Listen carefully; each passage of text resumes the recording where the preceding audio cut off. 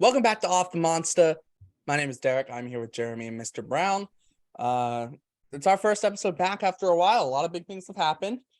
Some big, some small, some in the middle. But we're going to try and cover all of them that we at least haven't covered already here on OTM. We have talked about some on some Twitter spaces, but if you're missing out on those, one, I don't know what you're doing. Two, you'll get our thoughts here. Let's start off with the big thing. Rafael Devers he's not a Red Sox for life, but pretty close to it. Who wants to take this one first? Yeah, I'll run with this because I think it's the best free agency signing out of all the big free agents. Correa got signed. We'll talk about that a little bit later. That hot mess that happened. We lost Sander, obviously. A couple of the other big signings, Judge. But you look at Rafi, he is by far of all, I would say top 10. Whoever you want to put in your top 10, Rafi is in your top 10 signings this offseason. Rafi is right up in the number one. The reason I say that is his age. We're getting him in his prime. So normally when you see huge signings like this, you're signing guys for product that they've already put on the field, services already rendered. You're not getting them for their prime services. And so as a Red Sox fan, this is by far the biggest contract I've ever seen the Red Sox dole out. I have no doubt that Rafi will live up to it. It's just his nature. He's not. He does not want to fail. He loves baseball so much. I'll kick it over to you, Jeremy. Well, this signing to me is what I've wanted as a Red Sox fan because I look at Rafi and everything he's done before the age of 25. He's in the conversation of Yastrzemski, Williams, those types of guys with his numbers. And so now what you've done is, or Chaim Bloom, what he has done, he has signed this guy who has the potential to be on the Mount Rushmore of Red Sox. And that's what was always baffling me about why he wasn't extended before, because he is on pace to do that. And why would you not want that? Like, as a part of the ownership group, as part of being the president of baseball operations, that is in the palm of your hand and you can lock it up. And now this is something that all Red Sox fans got behind. Nobody hates this move. I know a lot of people don't like the years, but they at least understand that this is what it took to get it done. And this is what it took to have him up there. And I wholeheartedly believe he's going to be our next Hall of Famer. That's active player. That's a Hall of Famer. And so I'm just thrilled about it. And let's go, man. Like, let's do Can this. I just add one thing? We can praise all the Bruins fans for booing John Henry during the Winter Classic to get this deal done, because it was done within 2 days after that all went down. Yeah, but the offer was up on New Year's Eve. Theories or not, the Boston Bruins fans signed Rafi Devers. No, they didn't.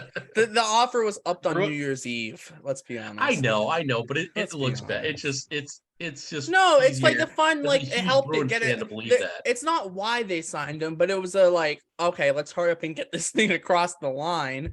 So Red Sox, so we don't have to hear this anymore about pay Rafi. Because to be fair, and also I think that Bruins fan getting a sign stolen by security at the Winter Classic is just like obviously the Red Sox were getting the details, but I feel like that was just okay, we gotta hurry up and get this thing done ASAP. Even let's hurry this up. We're already finalizing this thing, but no, let's not wait a week or two. Nope, get it done now as quick as possible. And I remember the quote Rafi had a while ago, and he was mic'd up. I think he was mic'd up, or maybe it was Tim Hires who was mic'd up. And he essentially says, I'm happy, I play baseball, and I hit dingers. And I hit homers. That's literally, it's like Rafi he's just like a fun guy to have. It seems like the team that the Red Sox are building, we'll get into more into this later, but I think this is going to be a fun ball. Well, I just think it's going to be a fun team in general. There's a lot of good personalities there. You have your Rafi, you have Kike and Justin Turner. That's going to be a really fun duo. Alex Verdugo, and also too, he was in LA with Kike and Justin Turner. You're bringing a guy like Yoshida. Adam Duvall is a really good clubhouse guy from everything, that it seems. Even Trevor Story comes back hopefully middle of the year. There's a lot of Cassis. That's just the position players. Christian Aurora, that's just position players. Wait till you even get to the pitching staff. There are some personalities on this team. It should be a fun team to watch. Hopefully they're going to be good too. But I think overall, like, this is going to be a fun team with a solid clubhouse. I'd be shocked if this clubhouse didn't mesh. Let's get Well, the one that's bad thing out of the way. Go for Sorry, it. Jeremy, if you want to finish, on Rafi, I'll let you go first. No, I think you're on the same thing as me, so go ahead. All right, so let's get the one bad thing out of the way. And stats, if you've got some insight on this, feel free to speak up. Obviously the Devers signing came out, great news. Then within a week, Trevor Story's got to get surgery. He's probably done for the year. You don't know We don't know. until he goes to rehab and whatnot, but he's going to be gone for a long period of time. And there's a lot of unknown. Did they know? I mean, why did it take so long for him to have the surgery? Did they push him to have the surgery? Did he want to have the surgery? I Just think looked bad it's on the Red Sox organization after they just had a big win. yeah, it looks bad, but here's the thing. It could have been a lot worse. And here's why I say that, right? He was just ramping up to throw end of December. And so realistically, you were never going to be able to have that surgery in November or October because there was nothing going on then. There was no problems to be seen. The problems started when he started ramping up end of December, got it at the beginning of January. That's also too, the timeline could be anywhere to 4 to 9 months because some people said 4 to 6, some have said 6 to 9. Let's say it's 6 months and he comes back around the All-Star break. That's a heck of a lot better than prolonging this till spring training, maybe even till towards opening day. He can't make it. He's got to get the surgery at the end of March, and then he's actually out for the whole season, and he's not coming back at all. Yeah, I don't see him gone for the whole year. He's still young. Younger folks rehab better. Older folks, no matter how good the surgery is, it's never the same. Yeah, well, also too, Jeremy, It you can is. hold up your elbow and tell the world the exact same thing. Your elbow's going to feel better, but Right. don't Yeah, wiggle your Well, fingers. I'll even dive into this a little bit, not to get too personal, but Lou Merlone, when he was on a space and he kind of put out the timeline of what happens during the offseason with major leaguers. They don't throw in October, November, they kind of rest and that. And, for me, like obviously you saw, I went through surgery. This is something I've been battling for years because it was never getting worse. It was just never getting better. So it was always a back and forth kind of a thing. And I am in no ways a professional athlete at all. But when you're unsure, you kind of do these things where you're like, well, okay, if I'm not going to make it worse, then I'm going to give it a go and let's just keep going and going and going. And I think that's where Story was. I think what's disappointing about it is the reports were out there, right? There was evidence showing that he's having some issues, and that's why they moved him to second base last year. And yes, Xander was the starting shortstop, but that was why we signed him to basically a second baseman contract. And so that's what was disappointing is that reports were out there, everything, fans were saying it, even, reporters were saying it, hey, what's going on with his arm? And the whole time they're going, oh yeah, we don't see anything major with it, it's going to be fine. And then here we are, he's got to have a surgery. It's going to keep him out 6 to 9 months. So it's disappointing, but at the same time, this is where we kind of get into this debate of should you have players, or where was I going? This is where you need to protect players from themselves. If you tell a player, hey, it's not going to get worse if you keep going out there, they're going to keep going out there. And if you tell them, well, if you get the surgery, you can get better, but then they're going, well, I might miss spring training, and if I'm not going to get any worse, I might as well give it a go. So I think it's a no-win debate for Story on this thing getting taken care of. I kind of wish that Heim and company would have been a little more proactive, and maybe they were behind the scenes. They can't come out right and say, hey, we wanted him to get surgery, in November or anything like that. They just can't do that. So maybe there was, but all in all, it is disappointing. They also can't force him to get surgery either. Like, a lot of people are like, oh, they made him. No, they don't. They can suggest it and they can say, this is what we would prefer. Now, the player doesn't have to agree with that, and they can go seek second opinion, third, whatever. It's a notable instance was Jack Eichel with the Sabres before he got traded to Vegas. Like, if you're in the NHL world, you follow hockey, you know all about that. It's, the Sabres said, or I think the Sabres said, no, we don't think you need surgery. And Jack Eichel's like, I want to get the surgery. I'm going to get the surgery. And it ended up causing him to get traded. So when you look at it, it's the team. Yes, the team can have a say in it and say, hey, we would prefer that Trevor Story get the surgery. But at the end of the day, it still does kind of come down to Trevor Story. The team can recommend things, the team doctors can recommend things, but at the end of the day, Trevor Story doesn't want to get surgery. You can just say, I'm not getting surgery. No, he's not. And that's fine. At the end of the day, it's fine. I mean, I'm really okay with it because you can't prove it one way or the other. So you just let it be and move on. So there is good outcomes to that. As you mentioned, Jack Eichel had the surgery, and Vegas is now one of the top teams in the NHL. Do I think Story's going to come back and play fantastic? Yeah, I think his rehab is going to be a lot better than a lot of players out there in the league because he still has youth on his side. He's still in his late 20s. He's going to rebound from this. It's just a matter of when. We're following the Red Sox. They're adding players. It seems like almost every other day. The biggest signing was Duvall. Was it this morning or yesterday morning? I've kind of lost track on this week. That was this morning.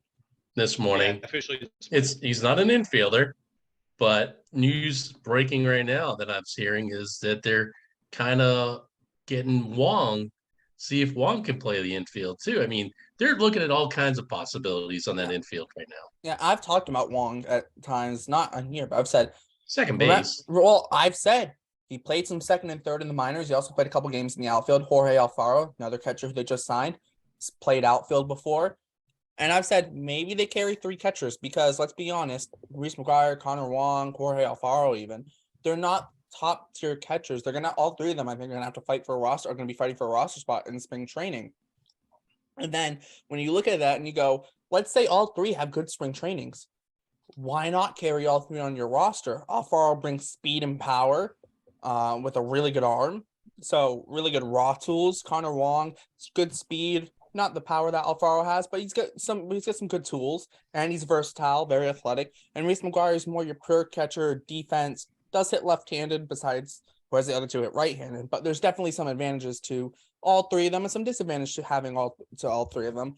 So maybe it could be a thing where they roster 3 catchers and Wong gets a couple games at second, or Jorge Alfaro gets a couple games in left field because he played 21 games in left field for the Marlins in 2021. So how the roster comes together is very interesting. We'll get to Duvall in a little bit too, but I think there's going to be there's still a couple moves I think they have up their sleeves. There'll be a lot of chances for young players to get time at spring training with the World Baseball Classic, especially in the outfield.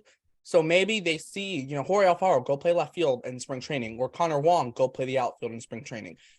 I don't know if they do that, but there's a chance they could.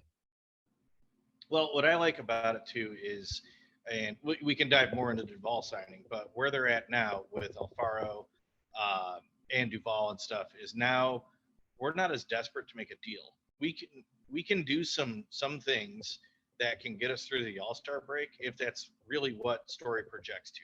Because then after that, fine, we're good. We got guys in place. And here's where I think we can go is that if everything aligns like it would, we should be a competitive team until the All-Star break. We get Story back, that changes things a little bit for us. And with the right moves, we can then vault into being a playoff contender and make a run. And I'm okay with that as a fan. Honestly, I kind of thought 2023 they were going to punt on anyways. It seems like they can still put some pieces in place to at least make a playoff run. And again, and I've said it before, 2 last place finishes 2 years in a row is just unacceptable. So this is running up to be a dirt dog team, though. I mean, maybe it's the Beard talking, but they're starting to resemble some dirt dogs. I mean, right. Is there still a likelihood of Hassan Kim deal going through? Maybe I'll say this on Hassan Kim. I want to get this out on him. The asking price is how +3, as we've all heard, but I think here's the problem with that. I think how can be expendable because at the best he's maybe your 5th starter at the best right now.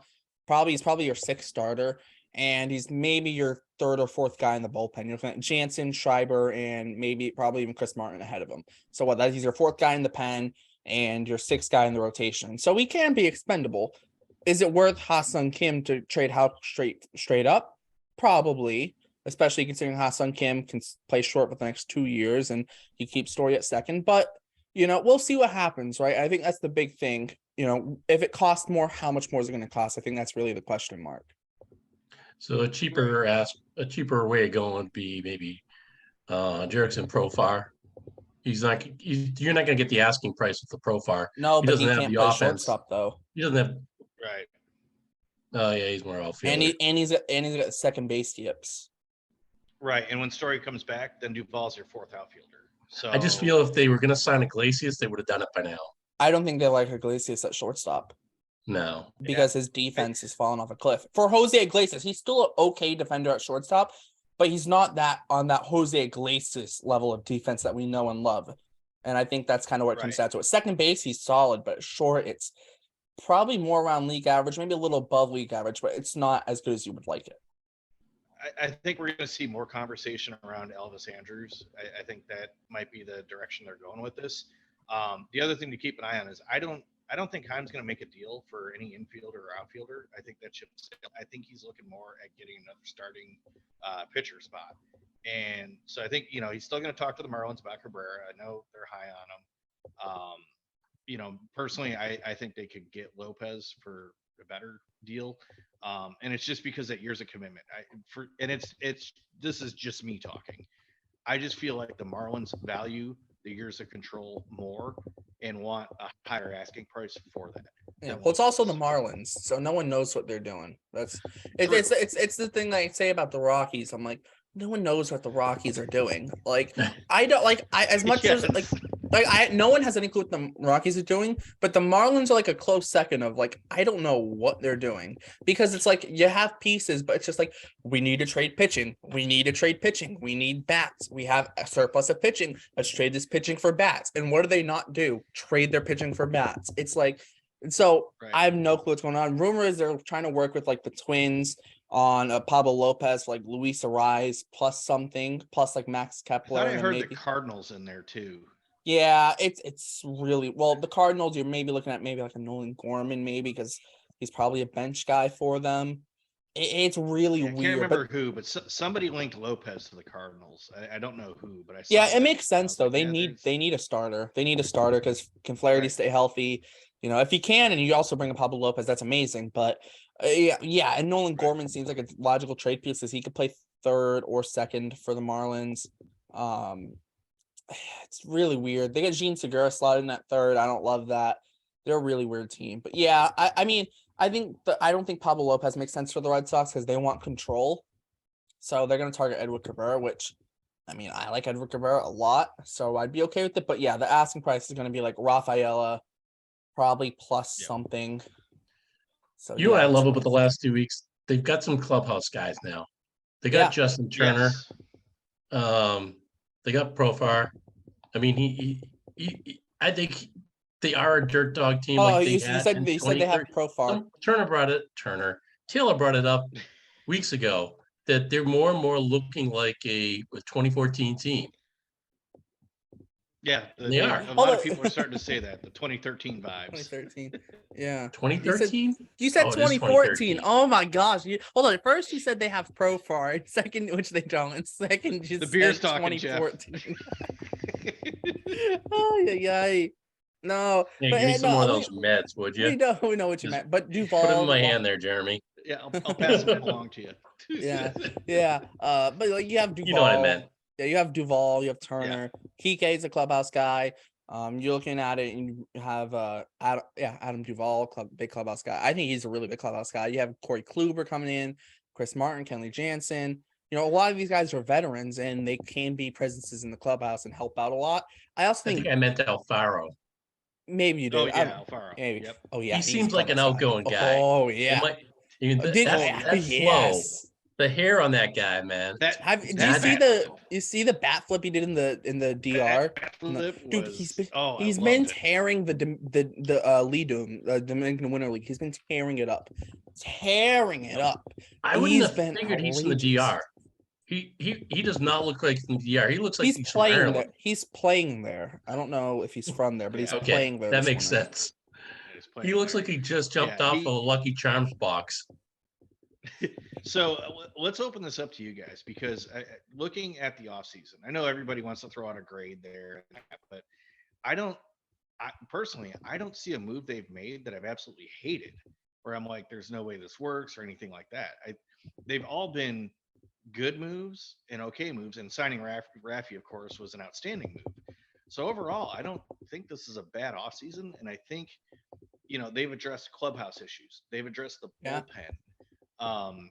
The only thing I would be critical about is it seems like before Story got hurt, they were kind of banking on, okay, Story's going to be there and we'll keep the seat warm.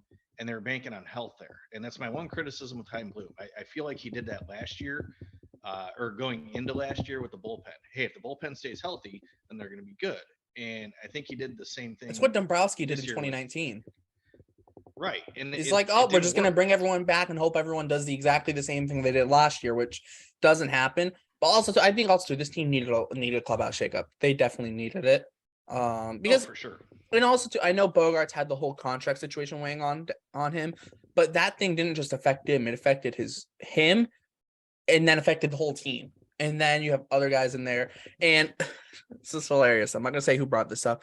Jeremy might have an idea who it is because this guy doesn't like Hunter Renfroe that much, but said Adam Duvall is Hunter Renfroe without the bad clubhouse stuff. Yes, I did see that. Yeah. You know what?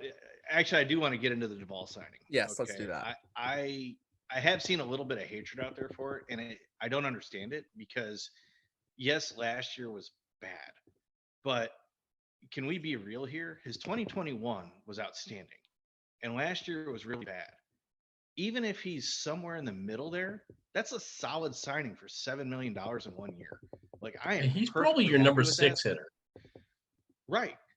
He probably is. And, okay, the strikeouts are really high. And I get that. And it didn't seem like that was part of the plan.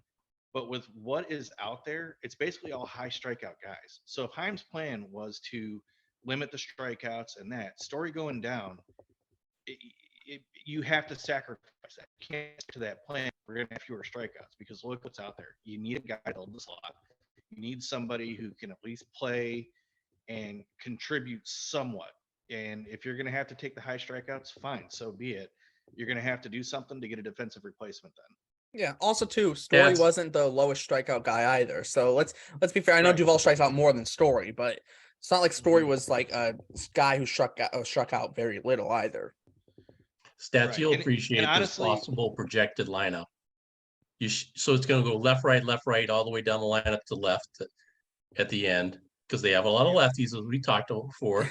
Yoshida leading off, Kiki at second. Is it the one that MLB Network put out?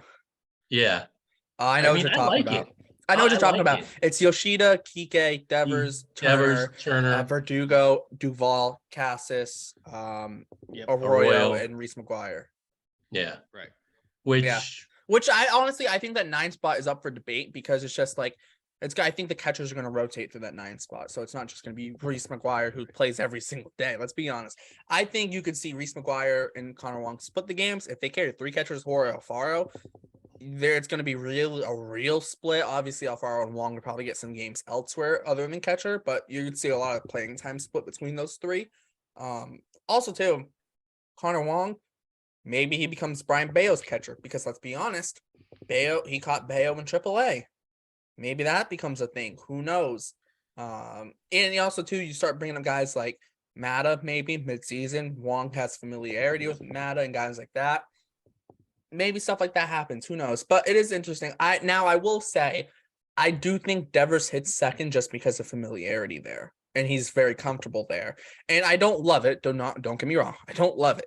However, if you sandwich Arroyo in the 9 spot and you put Turner in the 3 spot, you kind of get righties around them. And yeah, you probably still end up with Verdugo in the 4 spot. It's not ideal, but I when I look at it, I go, do I love Kike hitting in the 2 spot?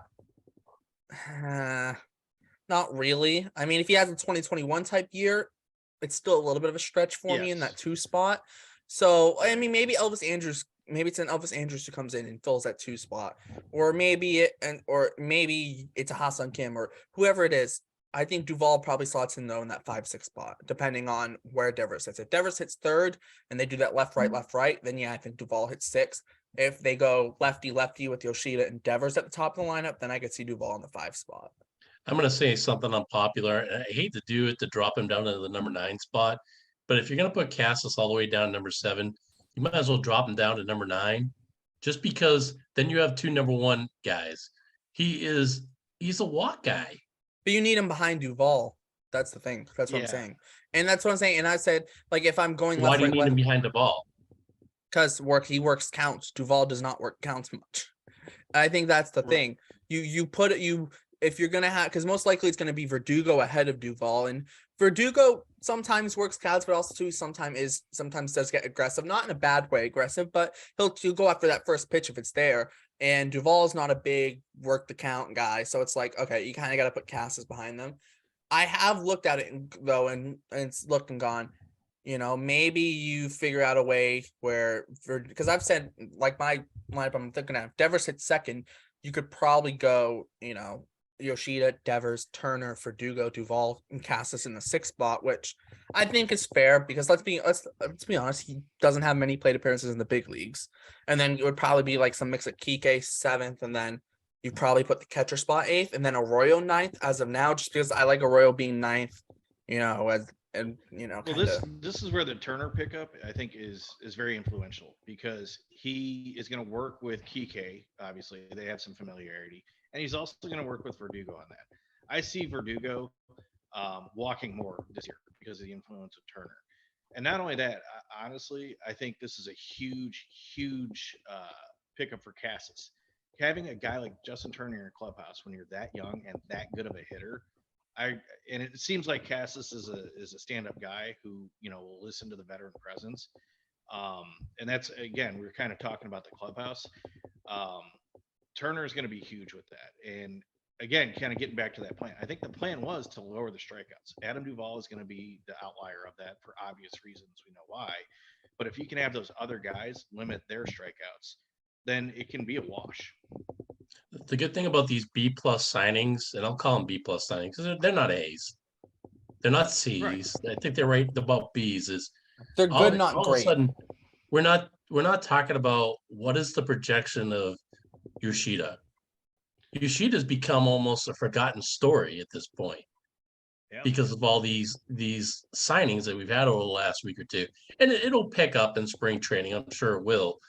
But he's not going to be hitting home runs. And when it comes down to it, the power guys, Devers, Turner, Duvall, that's what we're going to be looking. What's their potential? How are they doing? How are they looking coming out of the starting gates?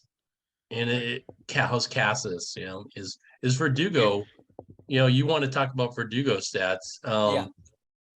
What's he going to look like this year? Yeah, I'll hold Verdugo up for half a second because I do want to continue on Duvall, because defensively, this has been a big point of contention for Red Sox fans that, they're like, Duvall doesn't have that many games in center field. Here's why I like Adam Duvall in center field, right? The thing is with Duvall, people don't you look at Duvall and you go, oh, he's not a center fielder. He's a corner guy, corner outfielder. He's not he can't play center field. Look how big he is. But Adam Duvall is good in center field. And the limited amount of time he's played in center field, he was the guy. And that World Series run for Atlanta, anyone want to take a guess where he played? He played center field. He was trusted on a World Series team to go out and man center and play above average defense. And guess what he did? He played above average defense on a World Series team in center field. So he can definitely man the center field spot. He kind of split his time around the outfield last year, but played majority center field, I think, for the most part. I think it was his injury that kind of prompted the Braves to end up bringing up Michael Harris, because Duvall was playing a lot of center field last year until he got injured. So I think when you look at Duvall, he's above average defender in center. He's elite in the corners, yes. I do also bring up the fact that he's elite in the corners. You go to a place like Baltimore, can you really trust Yoshida in that left field in Baltimore? Maybe you put Kike in center and Duvall in left and Yoshida DHs. But then Where do you put Justin Turner? It gets weird, or maybe you flip flop Verdugo and Yoshida, flip flop the corners, like because that's what the Orioles do. They put Austin Hayes in left field at home. Everywhere else, he plays right field. Maybe something like that happens. I don't know. But I What do. seriously worries me about this outfield is the median age is probably about 31 years old. It's not a Yeah. young outfield. Yoshida's No. 29. Duvall's 34. Verdugo's what, 27? 28. 28. I can look Yeah, I that up. think 27, 28. Somewhere You know, in there. 30. Well, 30. They're not a young outfield. Somebody's going to get hurt out of that group. I mean, it's an Right. outfield. It's a rough Verdugo's position to 26. play. Verdugo's 26, so actually average age is like 29 and a half. So Yoshida's 29, Duvall's 34, Verdugo's 26. So yeah, Right. average age is Well, just under 30. And what you were getting at, Jeff, I think we don't have a whole lot of depth, and that is what worries me. Is okay, we're going to bank on health here, but Duran is going to start minors spring training. He's going to start the beginning of the season down there. You know what? If somebody gets hurt, okay, let's call him back up. Rob Give him Refsnyder, don't forget about him. Right, Rob Refsnyder. Right, Refsnyder's going to be up there too. He was, decent. We Alfaro some and depth Wong to too. get us Maybe by. they can play outfield. Right. Right. There is going to be a lot of outside the box thinking this outfield and even what to do with Story out. I think we're going to see a lot of different lineups go out there. You guys had mentioned Turner in that. I see Turner a lot of DH, but I also think we're going to give Raffy a day off at third, let him DH, and then Turner can play third, Doogie plays second. Just we're going to see a lot of different things, and to me it's actually going to be reminiscent of what the Brewers were doing for a couple of years. They were throwing guys at every position, but still winning games because their pitching was that good. Now, Yeah, our pitching probably won't be that good, but again, if Sale comes back and can even just be a trace of himself, I'll take it. You've got Kluber, who was solid last year, and I can see him being solid again this year. You've got Bayo, of course, and I'm not saying Bayo's going to come out and be Pedro Martinez, but based on what we saw last year, he's definitely a dude that's going to be on the roster, and he's going to get that spot, probably your 3, and I'm okay with that. So I think pitching wise, we'll get through, and it's kind of weird because a lot of people think I'm very negative of the team. I'm not. I'm critical. I think they have some shortcomings, but that's not to say the season's over. I just think whatever happens from spring training until June is going to tell us what's going to happen the rest of the season. If they're out of it by mid-June, I don't see us being buyers at the deadline to try to make a playoff push. I think you punt on it, you stay below that luxury tax, and get these younger guys up, and then let's go be a juggernaut. yeah. I think they stay below the luxury tax anyways, right? Right. That's why I think like maybe getting Elvis Andrews might be a little bit out of the budget now because you also have to factor in like Duvall. Yes, he's making $7 million incentives. That's $3 million in incentives he can earn. So it's like you're pushing up right near that luxury tax. So I'm like, is Elvis Andrews going to be a little bit too expensive? I don't know. Are they going to actually play Kike at short? I don't love it, but there's a lot worse ideas you could do. Right. So it does bring up some question marks on, how does that work out? What's the plan? Who really knows? Let's be honest. I think, they definitely have a couple moves left in them. There is a lot of versatility with the team. Refsnyder can play all 3 outfield spots. Duvall can. Verdugo can play both corners. Also, we will get to Verdugo in half a second. Yoshida, left field, I think he'll DH some to Yoshida. Turner can play both corners, I would think. You're not going to ask him to play first base a lot. DFA will clear up a spot. Well, hey, they are going to have to clear up a spot. They still have Caleb Ort and Yep. Brazier.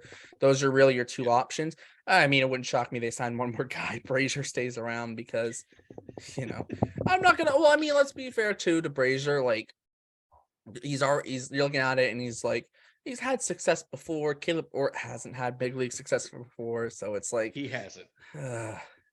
So let me clear the air here, right? Because of the whole Brazier thing. The argument to keep Brazier, I completely understand 100%.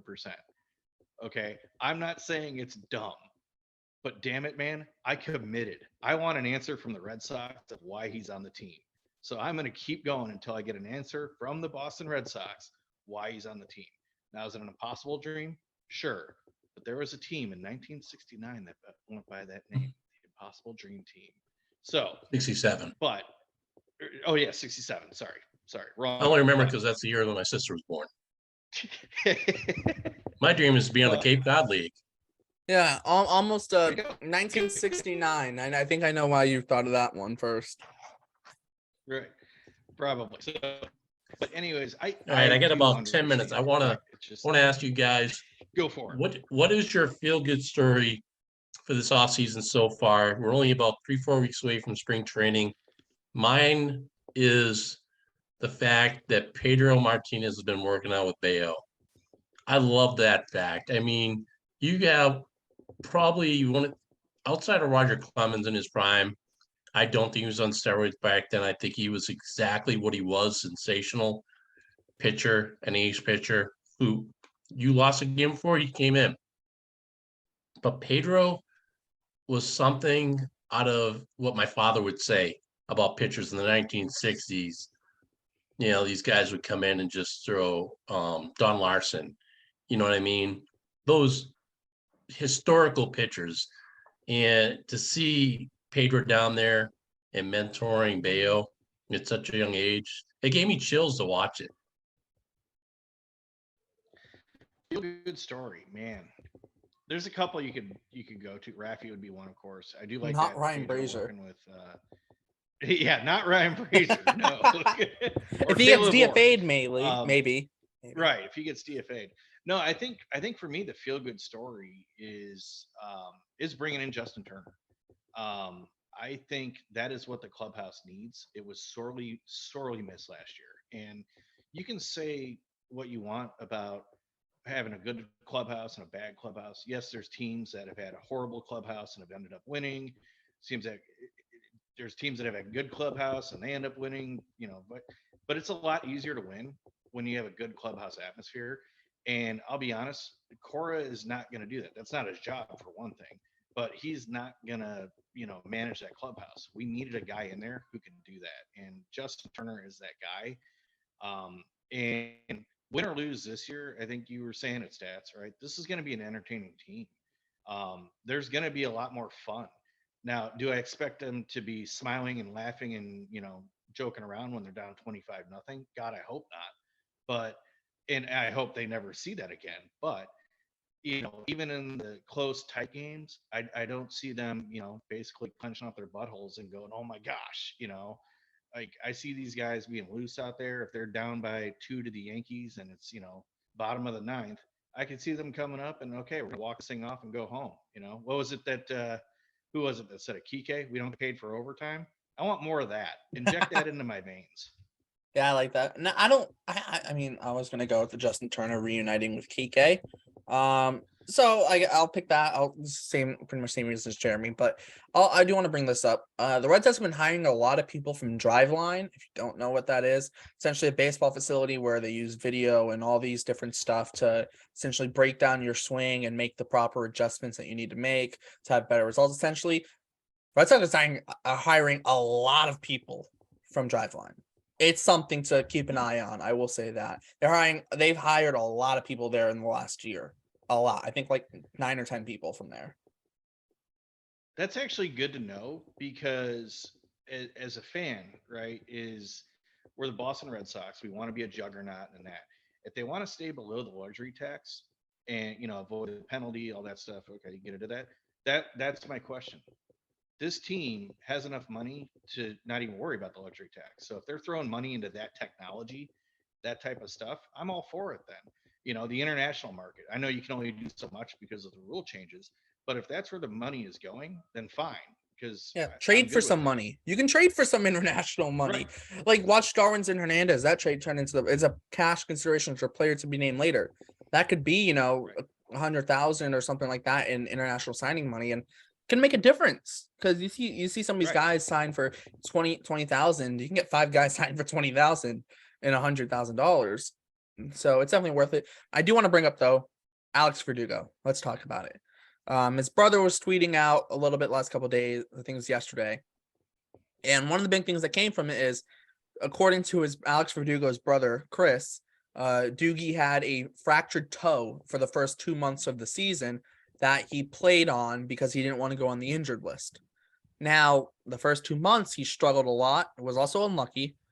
But from June 1st on, his stat line, it's a legit stat line.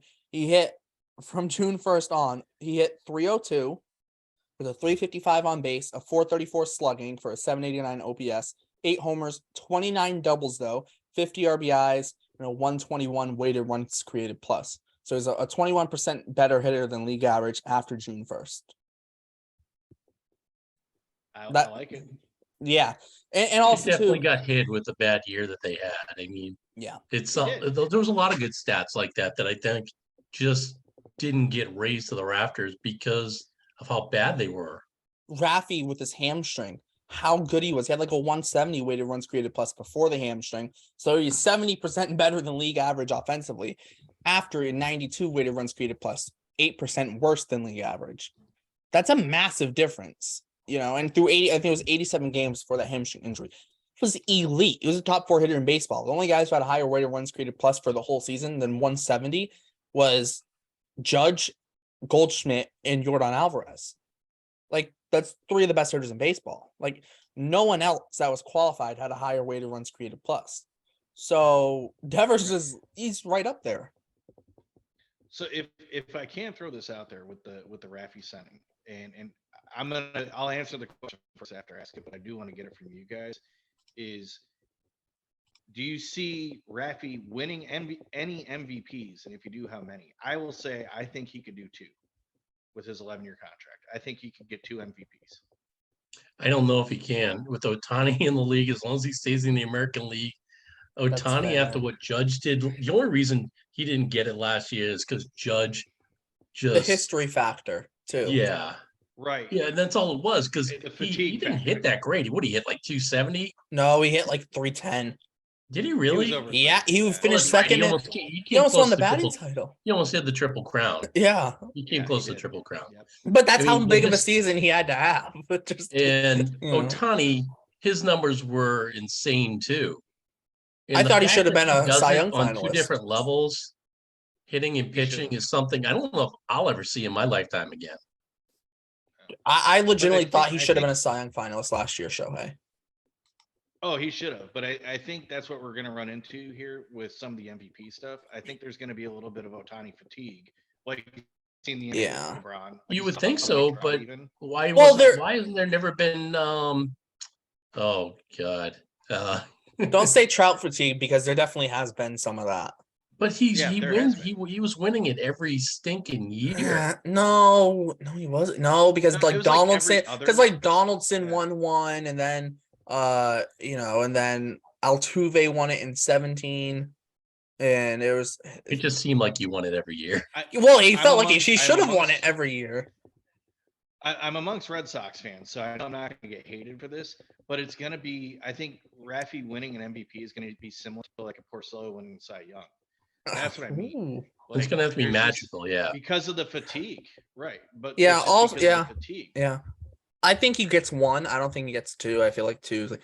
Oh, I mean, if Ohtani gets out of the American League, maybe he gets 2. Also, too. Also, too. To the Red Sox, he never wins 1. Also, too, though. Split votes. Yeah. Well, also, too, if you look at it, you're looking at also like I think Yordan Alvarez gets an MVP because I think there's going to be one of these years, the Astros, like this past year, that he played more games in left field than he DH'd. If Shohei and Judge didn't exist or were in the National League, Yordan Alvarez, I think, wins the MVP if he doesn't get injured either. Remember, he had a little injury in there that kind of slowed him down because he was just behind Judge in home runs in June and near the end of June. So it was like Judge was at like 31 and Alvarez was at like 26 or 27. It was outrageous. So yeah. There's definitely there's a lot of guys. I mean, Vladdy could win one. Right. Yeah, there's a lot of options, but I think Devers says get one. It's gonna be rough. I mean, to win an MVP in general, like for 23, I have Shohei as my MVP pick and my Cy Young pick. Like if he wins the Cy Young, you can't go wrong with that. Well, because here's the thing, he only got better throughout last year, so I'm thinking, okay, if he takes another step on the mound and he still is, like I've argued, he's probably a top 5 pitcher in the American League starter. arguably, and he's arguably a top 5 hitter in the American League. You're telling me if the guy goes and wins a Cy Young, he's not going to win the MVP? Like, Yeah. Oh, We need to to. record He next has to. Tuesday or maybe even Monday because the Hall of Fame vote comes out on next Tuesday. And and because we're getting close to Bruins puck drop, and I love the Red Sox, but they're not playing right The now. hottest team That's in all I'll hockey just say right that. now. yeah. I really want to chew the fat on this, even if it's just for a half hour. And we can do a space on it. That's fine with Yeah. me. Yeah, I the Hall of mean, Fame vote. Yeah. because the Hall of Fame ballot is not scorching. There's nobody up there that says No. it might. To be all honest, this could be another year where nobody gets in. No, I think Roland gets in. Yeah, I mean, Roland's think got Roland- an it's definitely extra. leaning that way. He's gotten an extra push this Roland. year. Yeah. I Kent think is on the fence, but I don't think I see. so. Well, I've gone like, what about Todd Helton? Because you look at Todd Helton, you're like, his Dude. numbers aren't like elite, but also too, you got to remember how important he is for the Rockies franchise. It's like, there's also that argument too, where it's like, with how important he was for the franchise. Also, like Billy Wagner, people like And just that's what some people don't vote for relievers because he's a reliever, or this is what I hate. Oh, Billy Wagner doesn't deserve it because he wasn't good in the playoffs. The guy pitched 10 innings in the playoffs. yeah. Right. I think Billy Wagner should be in. The Like, numbers I he agree. has for saves, I mean, it's top the 10 longevity too. in the Longevity. longevity. Yeah. He had his best year in his last year. Right. Like he is longevity. Like that's also too. It's like if you're, it's like that's how I feel about DHs. DHs and relievers are very similar because only like the top of the top of the top are gonna get in. And I'm like, if you are a truly elite player of your generation at that position, you should be in. Like Billy Wagner's an elite player of his generation as a relief pitcher. Right. He should be in. Like David Ortiz, elite, should have got in, but it was still close. Like he didn't get like 90% of the vote. Like you look at other DHs, like let's say Yordan Alvarez, right? At some point, like he's on track where I'm Yeah. like, he's gonna be. He's because right now you look at him, he's best DH in baseball, and it doesn't look like anyone's gonna be close unless someone moves to DH. Right. So and Well, and two, like Frank Thomas is in that discussion too because he had a lot of time at DH. He got in. Now he played more first base than Ortiz did in that, but he was in that conversation. Well, he's more of a DH than a first baseman in that, but he got in. And I think to your point, whatever position you play, if you are considered elite at that, you should be in the Hall of Fame conversation. Yeah. Because you're changing the way teams will play against you because you're that dominant. Well, this is definitely a discussion for another day because I know I'll touch on Jeremy gets a little harsh when it comes to this because he thinks some of the PED guys should be in there. man, And if the PED guys are going in there, I want Pete Rose in there. Oh, I agree. So I agree. the Bruins are starting here soon, guys. Go black They and gold, are. go pasta. Mr. Brown, get out! Get out! Go watch the Bruins. All right. We See you salute guys. you. We salute you. Yes. All right. I want to go back to Verdugo for half a second because Yeah. the one thing let's do it. I wanted to get to too that we didn't get to is defensively, him in right field. There's been a lot of question marks. Another thing his brother said, not only about the fractured toe, but that he's been working on his speed and agility this offseason opposed to his power and strength. I think that's very telling because you look at his sprint speed numbers. In 2019, he was 61st percentile in sprint speed. 2020, he was 68th percentile. In 21, he dropped to 52nd percentile, but that's still solid.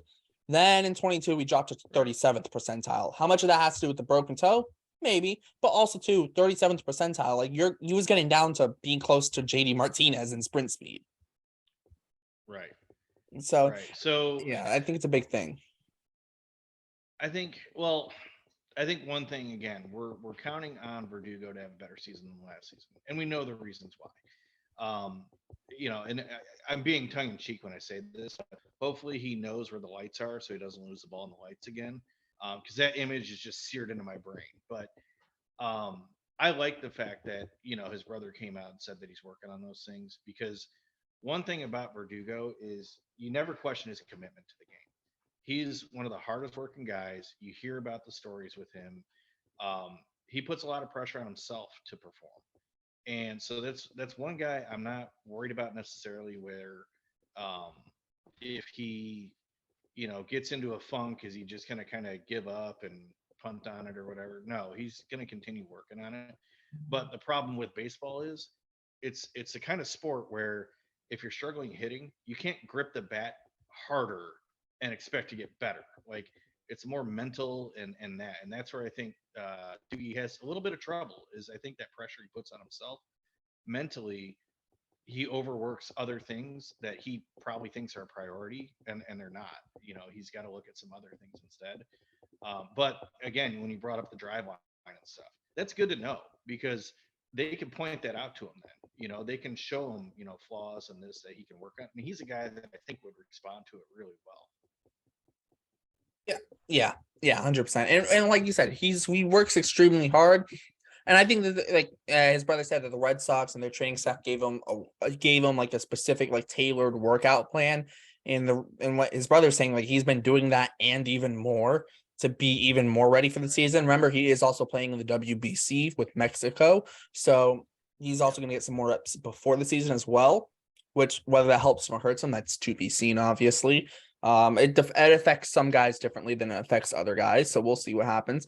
But he definitely can't put it on his work ethic, but he does also say some outlandish things that don't help him. Like remember he said he wanted to be a 30-30 guy, and it was like 30 doubles, 30 homers. Yes. It's like I love you, Doogie, but like it's a bit of a stretch. I understand what you're saying. You set your expectations really high, or like when he said he wanted to be a relief pitcher as well, and it's like I understand your ambition. I understand your ambitions, but like relax, because if things don't go 100% to plan the next season, you're just going to get a whole bunch of crap coming to you because it's like, well, look what he said. He said I wanted to be a relief pitcher and he was trying to pitch and now he can't hit. And it's like, you know, so I think we saw some of that at the beginning of last season where so Right. it's like some of the things it's like, just don't say something sometimes, just keep it to yourself. Because like I think Doogie It's could part be of a that 20 dog home that's run in him. guy. Yeah, I think he could be a 20 home run guy. Now he Right. needs to kind of get back to that swing of not trying to hit home runs, not trying to pull the ball. Because we saw when he pulled the ball last year, he hit it well, but a lot of them ended up being like warning track flyouts at Fenway. Put him in Yankee Stadium, he might have hit 30 homers, but not at Fenway. So no, not it's there. you know, use the monster to your advantage. Like David Ortiz, what was he famous for? Using the monster to his advantage. Every good lefty at Fenway uses it to their advantage. And Doogie is very good going the other way. So I think, you know, the more he just, you know, kind of gets back to not trying to sell out, not only selling out for power, but he was definitely giving up a little bit in the contact department to hit for more power. I think there's a chance you maybe see his strikeouts drop too because of that. He's not trying to swing as big. You know, maybe he starts hitting the ball a little bit more consistently harder. I don't know 100%, but, you know, I think you see a lot more line drives. I mean, he hit, what, like 30 something, almost 40 doubles last year. I mean, you could see him be a 45 double guy next year. Right. And I'll take it. And if I can, I'd like to hit on the WBC a little bit with, you know, the players that are playing and stuff.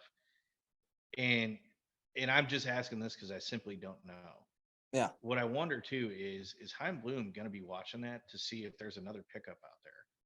Like, can he do that? There's somebody playing in Korea or, you know, for Japan or something that, you know, he can somehow pick up. No, I mean, unless, like, I don't think so. Okay. Because guys like that, it's like they're international guys, and like for Japan, it's like they already play for a team, and they got to be posted, and it's a whole like process. Or you could do like the whole show, or maybe you got a guy to do the Shohei thing where it's just like I'm gonna forgo my years in Japan to come here early, and then I'll sign like a rookie deal with a signing bonus, like a kid from the Dominican would do. But it's probably not likely. But maybe you see a guy who's you know, MLB guy, or maybe played in AAA or whatever, and he's playing for whatever team it is. Let's say Canada. He has a really good WBC. Okay, right. Maybe you bring him in on a minor league deal with the invite to spring training. Maybe that's something what happens. Because also too, That's what I was thinking. yeah. But the thing is though, the World Baseball Classic, guys are going to be reporting, you know, middle of February, and the World Baseball Classic ends March 21st. The season starts March 31st, I think. Now, if you get out on the group stage, you might only be there till like March 14th or whatever. But remember, there's some groups that, like, I think the Netherlands team with Rafaela and Jansen, I think they have to go play in Taiwan for their group. So I think so. You know, so it's like, okay, even if they get out, even if the Netherlands get out the group stage, which they probably won't, but let's say they do, hypothetically, even by the time they fly back and you get that jet lag off, it's like, okay, March 20th, maybe 18th to 20th, and it's like, you get them in some spring training games. Yes, they'll already be built up already because of the World Baseball Classic, but it's like you're not gonna have a lot of time to really be like, oh, we're gonna give this guy a minor league deal with invite to spring training.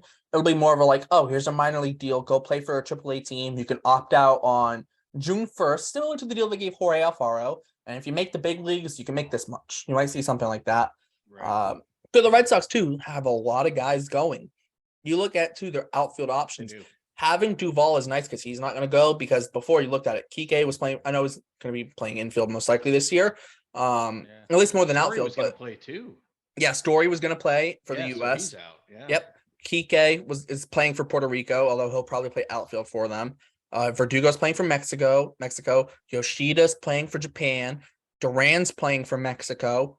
I don't know if Refsnyder's playing for Korea. I don't think he is, but he's eligible to play for them if he wants. Yeah, I heard that he was eligible. I don't think he ever. Yeah, I don't think he's playing, but the rosters also haven't been thrown out, so he's eligible for Korea. I don't think he's going to play for them though. But like you look at Cassis, there were some rumors about him playing for Puerto Rico. It didn't happen. But Devers is going to play for the DR. So it's like spring training. You're going to see a lot. Rafaelis playing for the Netherlands. And you get to the pitching staff. Jansen's playing for the Netherlands. You look at the rotation. Pavetta's playing for Canada. Paxton's not going to go play for Canada, which is sensible because of his health issues. Yeah, thank the Lord. So the pitching staff, there's not many guys going. It's really just Pavetta and Jansen that I can think of off the top of my head. But definitely in the position players, a lot of guys are going. Yeah. And I wonder if Alfaro plays for. I wonder if Alfaro play. Is Colombia in it because he's Colombian? I wonder if he could play for them. I think they qualified. Because I know there's some qualifiers out there because England qualified.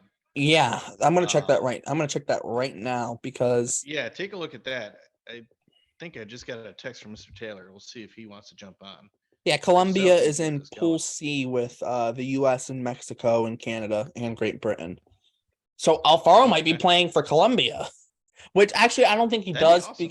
Although I don't think he does because he's going to be fighting for his MLB roster spot in spring training. So I doubt he goes and actually plays. Right.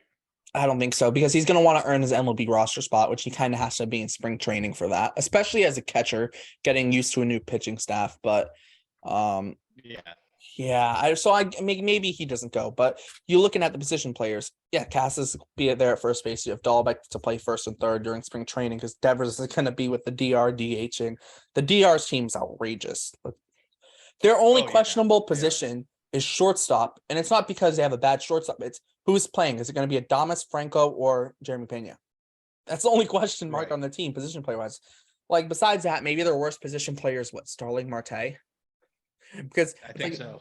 Yes, third base is Machado. Second is what's his face? Jose Ramirez. First base is Vladdy. Yep. First base is Vladdy. Devers is going to DH. They have in center. They have J-Rod. In right field, they have Juan Soto. Oh yeah. The only thing that sucks for them is catcher. Their only bad spot is catcher, but it's like Gary Sanchez and Francisco Mejia. But it's not terrible. Like I think Francisco Mejia probably starts because of his defense. But switch hitter catcher, not bad, not great. Sanchez can't. Sanchez is a guy. You know. Yeah. Right. But it's interesting. So I mean, they have Alcantara as their ace. Yes, I know. Yeah, they're gonna be nasty. I think that's what I'm excited about. Is Japan's gonna be outrageous this year. Have you seen Japan's roster?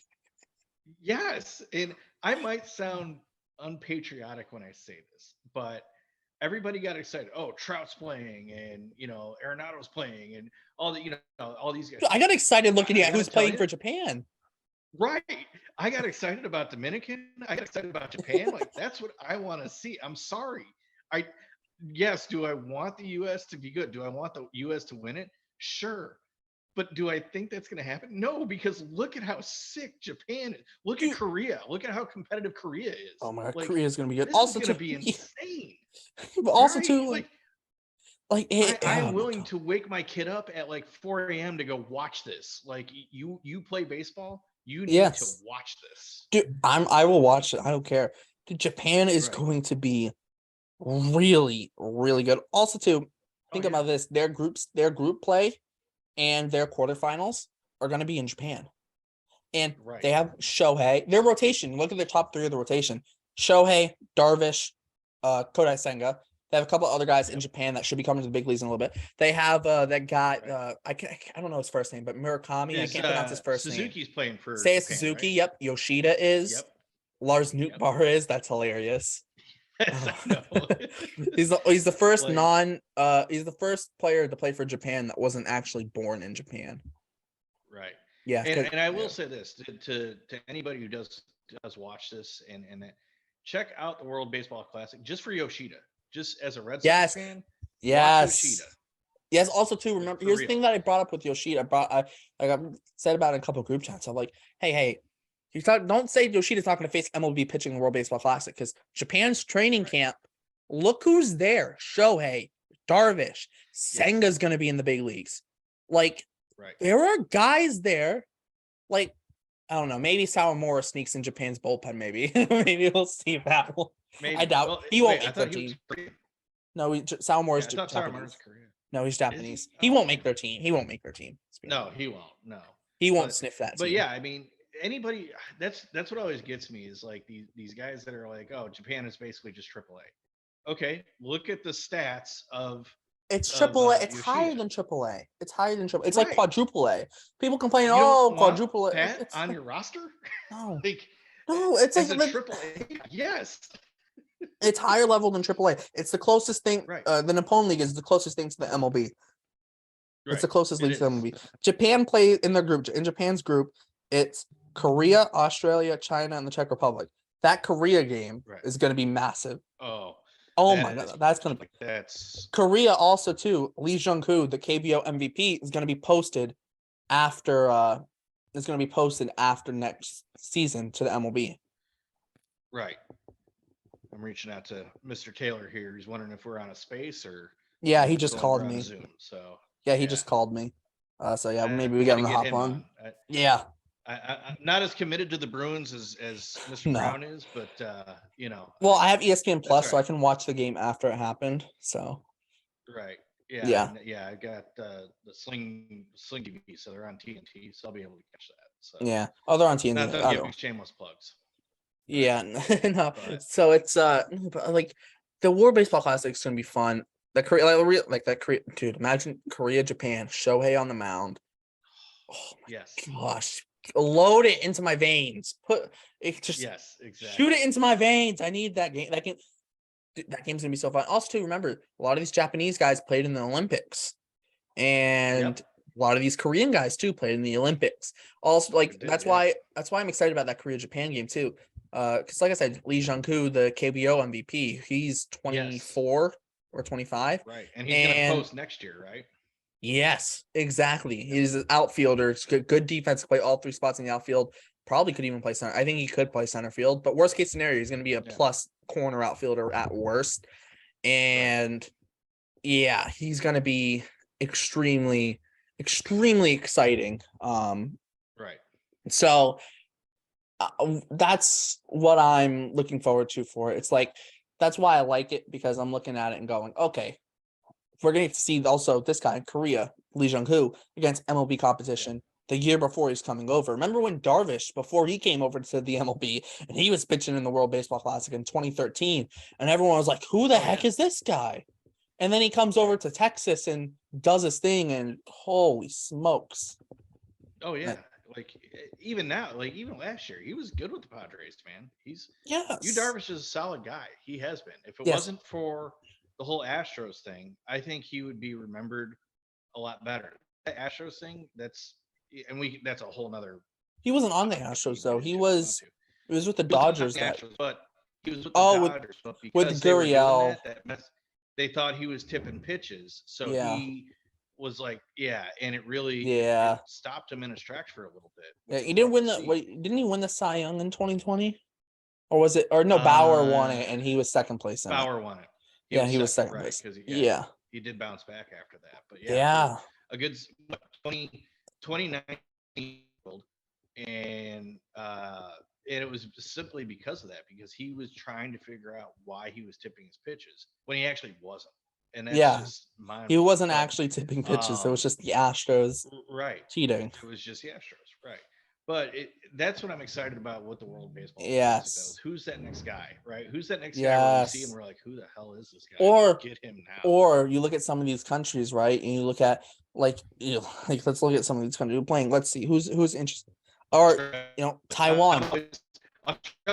That's my team, right? Taiwan, yes. That's gonna be interesting. Israel's gonna have a good team. Ian Kinsler, I think, is managing Israel. Oh, yeah, that's a fun one. I think so.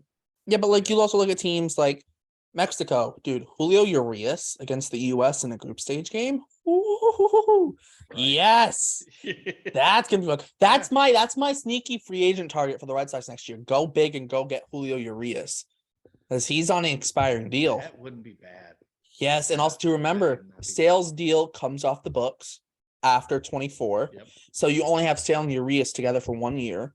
And then also Sale's money comes off the books after 24. So that money essentially is just going to go to Urias after 24. Right. And then you also too go and look at that and you're like, Urias, he's what, 27? You can give him an 8 year deal. You could, the pitchers, I think the max is 9 years for Garrett Cole. You could go give Urias 7 years, 8 years, and have no problem about him on the back end of that deal, because he's not going to be 37, 38. Man, yeah. Wow.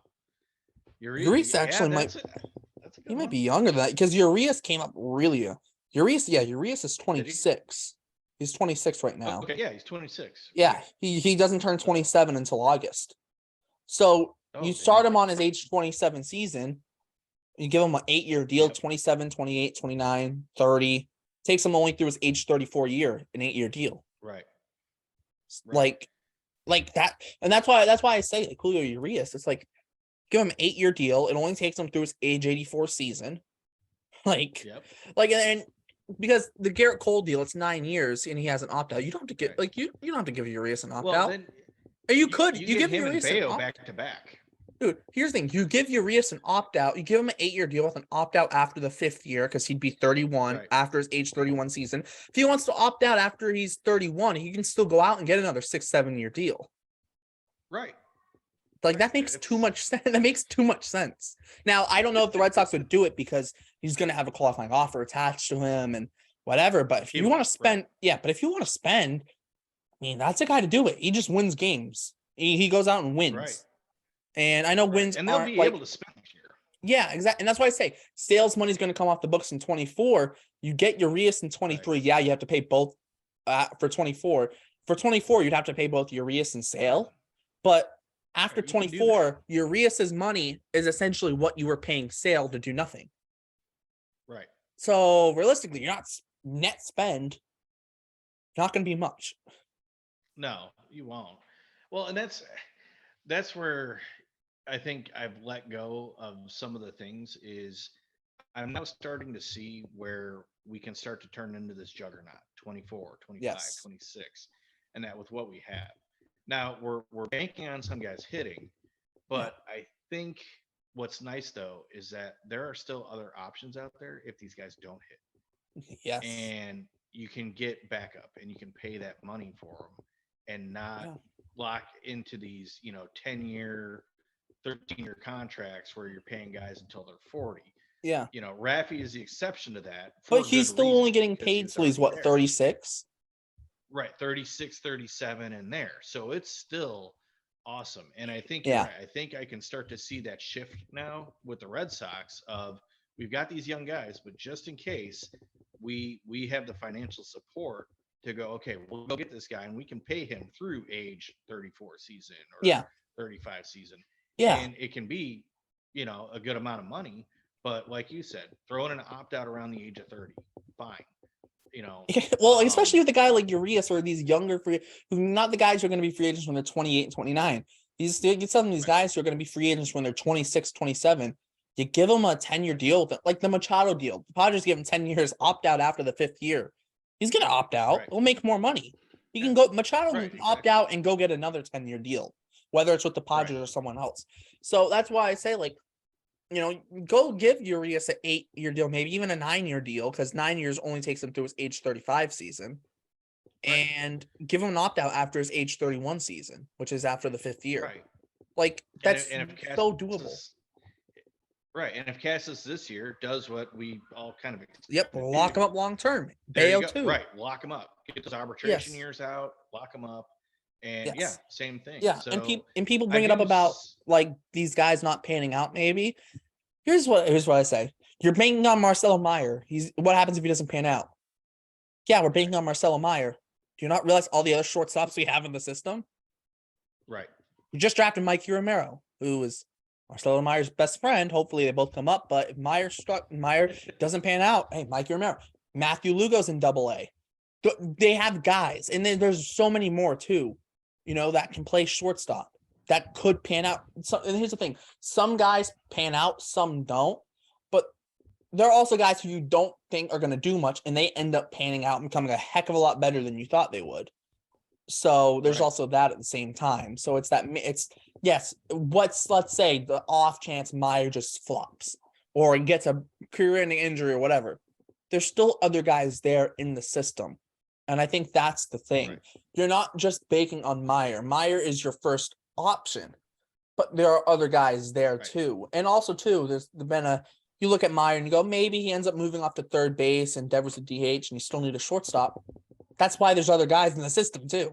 Or that's why, Meyer's locking down third base now, Devers at DH. We can spend on a shortstop now, or maybe something like that happens. That's where the depth is. Exactly. And I think that's the thing. It's like, you could talk about, like, right now you're looking at the Red Sox and, you're banking on Rafaela for 24. It's like, well, he's set to be the Kike replacement. If he doesn't work, guess what? There's other options out there. There's free agency, but there's also other in-house options too that could pan out. So I think that's the big thing. Also, too, one guy we want to talk about, Emmanuel Valdez, because he came back in the Astros deal.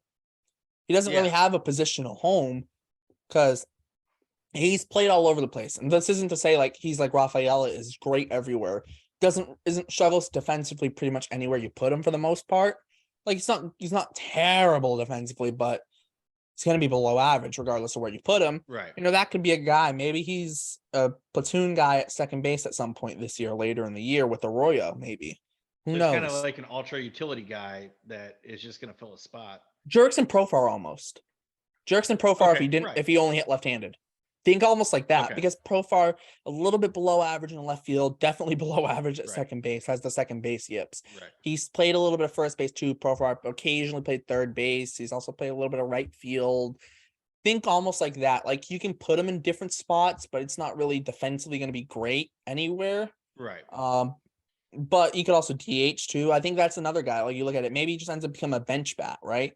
But they're pieces. You can see it. Like that's why I say, like with Bobby Dahlbeck, it's like don't totally write him off because he could end up becoming a solid backup corner infielder. Maybe he doesn't, but you still never know. And that's why I bring this up. It's like that's the thing. They're building towards something, and you can really kind of see the plan starting to kind of come. Yes, not having Bogarts sucks, but that's why you go out and draft Marcelo Meyer, right? And now there's other guys too. Like I said, Mike Romero and other guys too.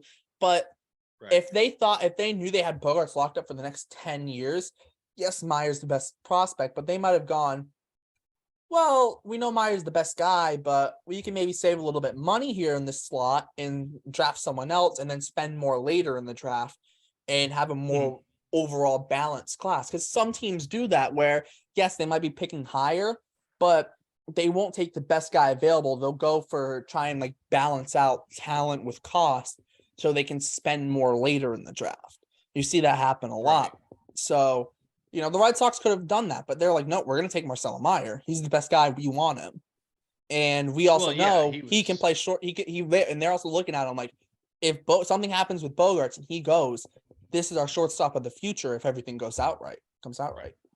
Right. I think we can all say that was the plan for at least this year. Story fills in shortstop. He keeps the seat warm for Meyer. And then, you move him over to second, and there you go. And that's where I think that, Story's health has thrown a wrench into it. But I want to get back to a little bit of 2023 here because, we talked about it a little bit. And I said I don't see any more, or I don't see a trade really happening. I think we're just gonna try to sign some guys to keep that seat warm. Yeah. But if there is a deal to be made for another outfielder, infielder, where do you think they're going? Because the only thing I see as far as trade goes is a starting pitcher.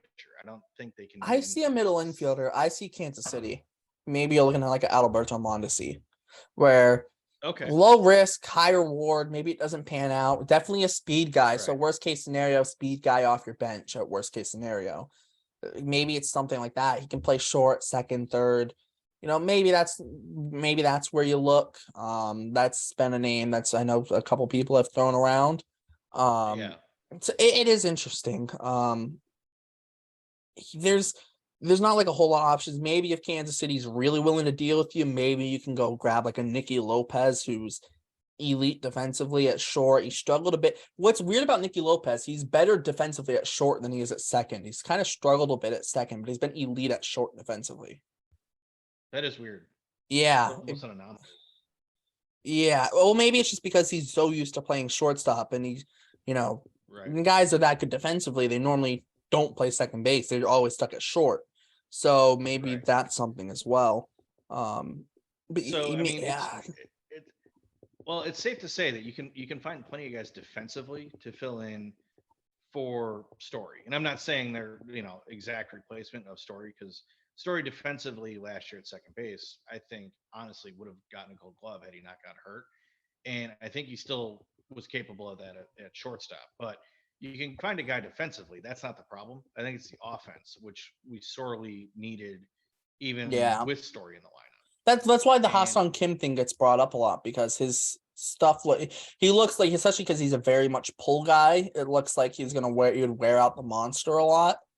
right, But like then again, cost you're starting with Tanner Houck, and right. you're probably adding more, and you're most likely gonna add more. Maybe you Yeah, also get something. Maybe you get Kim plus a guy, and then you also have to give up two or three more guys. But yeah, and that's right. what And I don't makes want to that do deal that. wrong. Exactly. Like if Right. it was a Hulk for Kim straight up swap, I'd say you have to heavily consider it. Now, when you But they start won't do adding, that. Right. yeah, I don't think the Padres would. I think the Red Sox would definitely like look at it and Right. go, maybe we do it. And Kim's only making $7 million the next 2 years, so he'd lock up shortstop until Meyer's ready, and then he has an opt out after 24. No, yeah, after Right. 24, Meyer should be ready by then. Kim goes and says, I want to be a free agent. Also, too, the reason I bring up Ha-Sung Kim is he played for the state team as Lee Jung-hoo, the KBO MVP, who's going to be who's coming over next year. I'm like, I know he hits left-handed and we have enough left-handed hitters, but guess what? Right. But Let's have some fun here. Let's bring in the all Asian team. Bring Lee Jung-hoo in. Bring Ha-Sung Kim. Go get Shohei next year. Bring Koji as the pitching coach. Let's do it. you know what? I think this would be a selling point, is they can paint the green monster with the Japanese flag. That'll do it. Just put the Japanese flag on the green For monster. Shohei. Let's go. Right. That's, yeah. And the Japanese We'll do it flag to on Shohei. one side, the Korean flag on the other side. Oh my gosh. We already have Ref Oh my Snyder.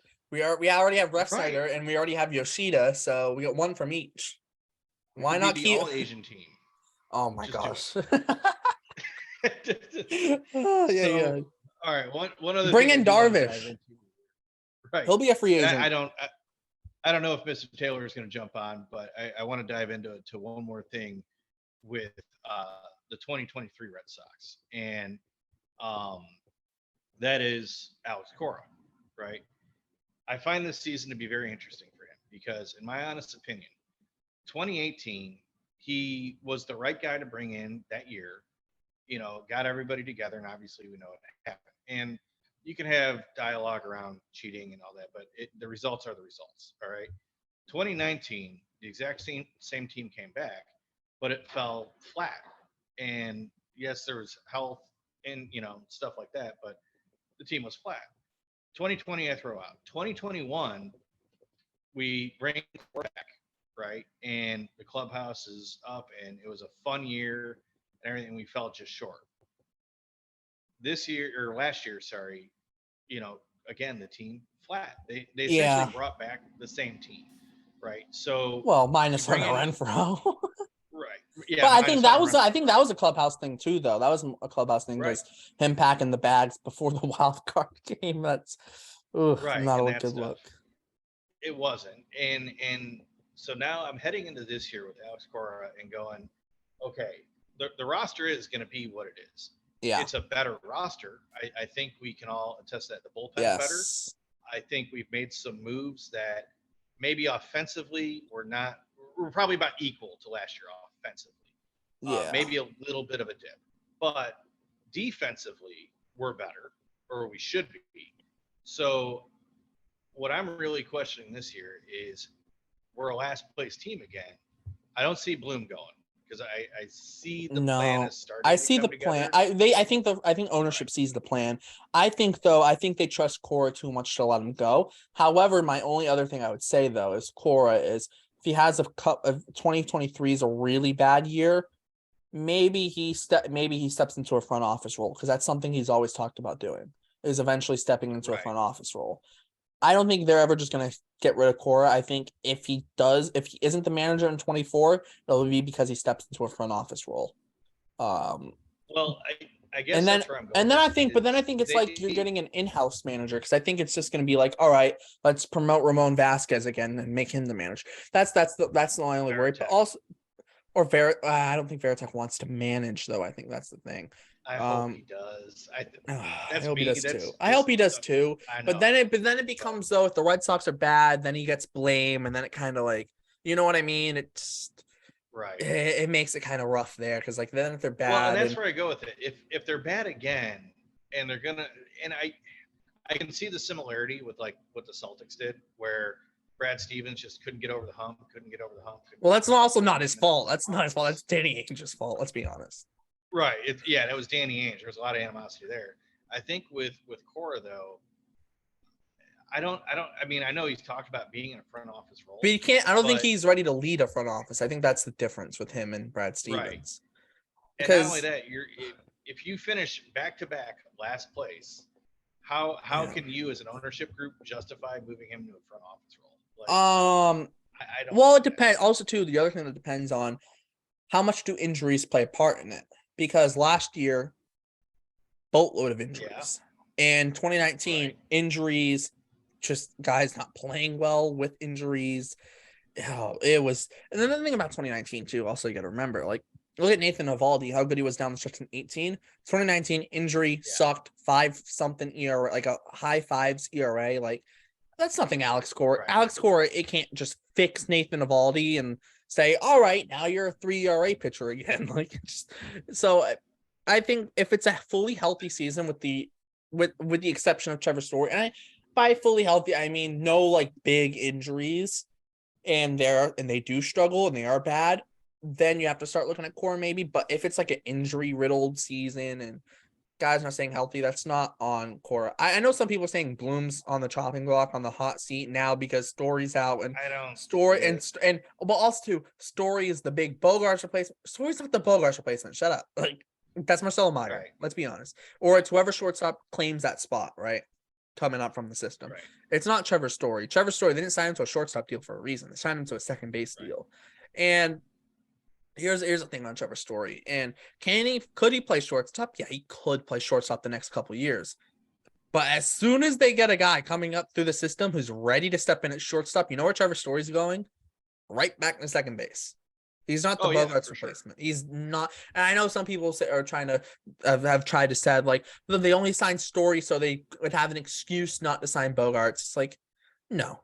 It's like, should they have played ball with Bogarts earlier? Yes, they should have. That's what you get for letting him get to free agency is one stupid team giving someone a lot of money, because it always happens with a decent chunk of those big free agents. One team comes in and says, blank check, write whatever you want on it, and we'll give it to you. And that's essentially what the Padres did.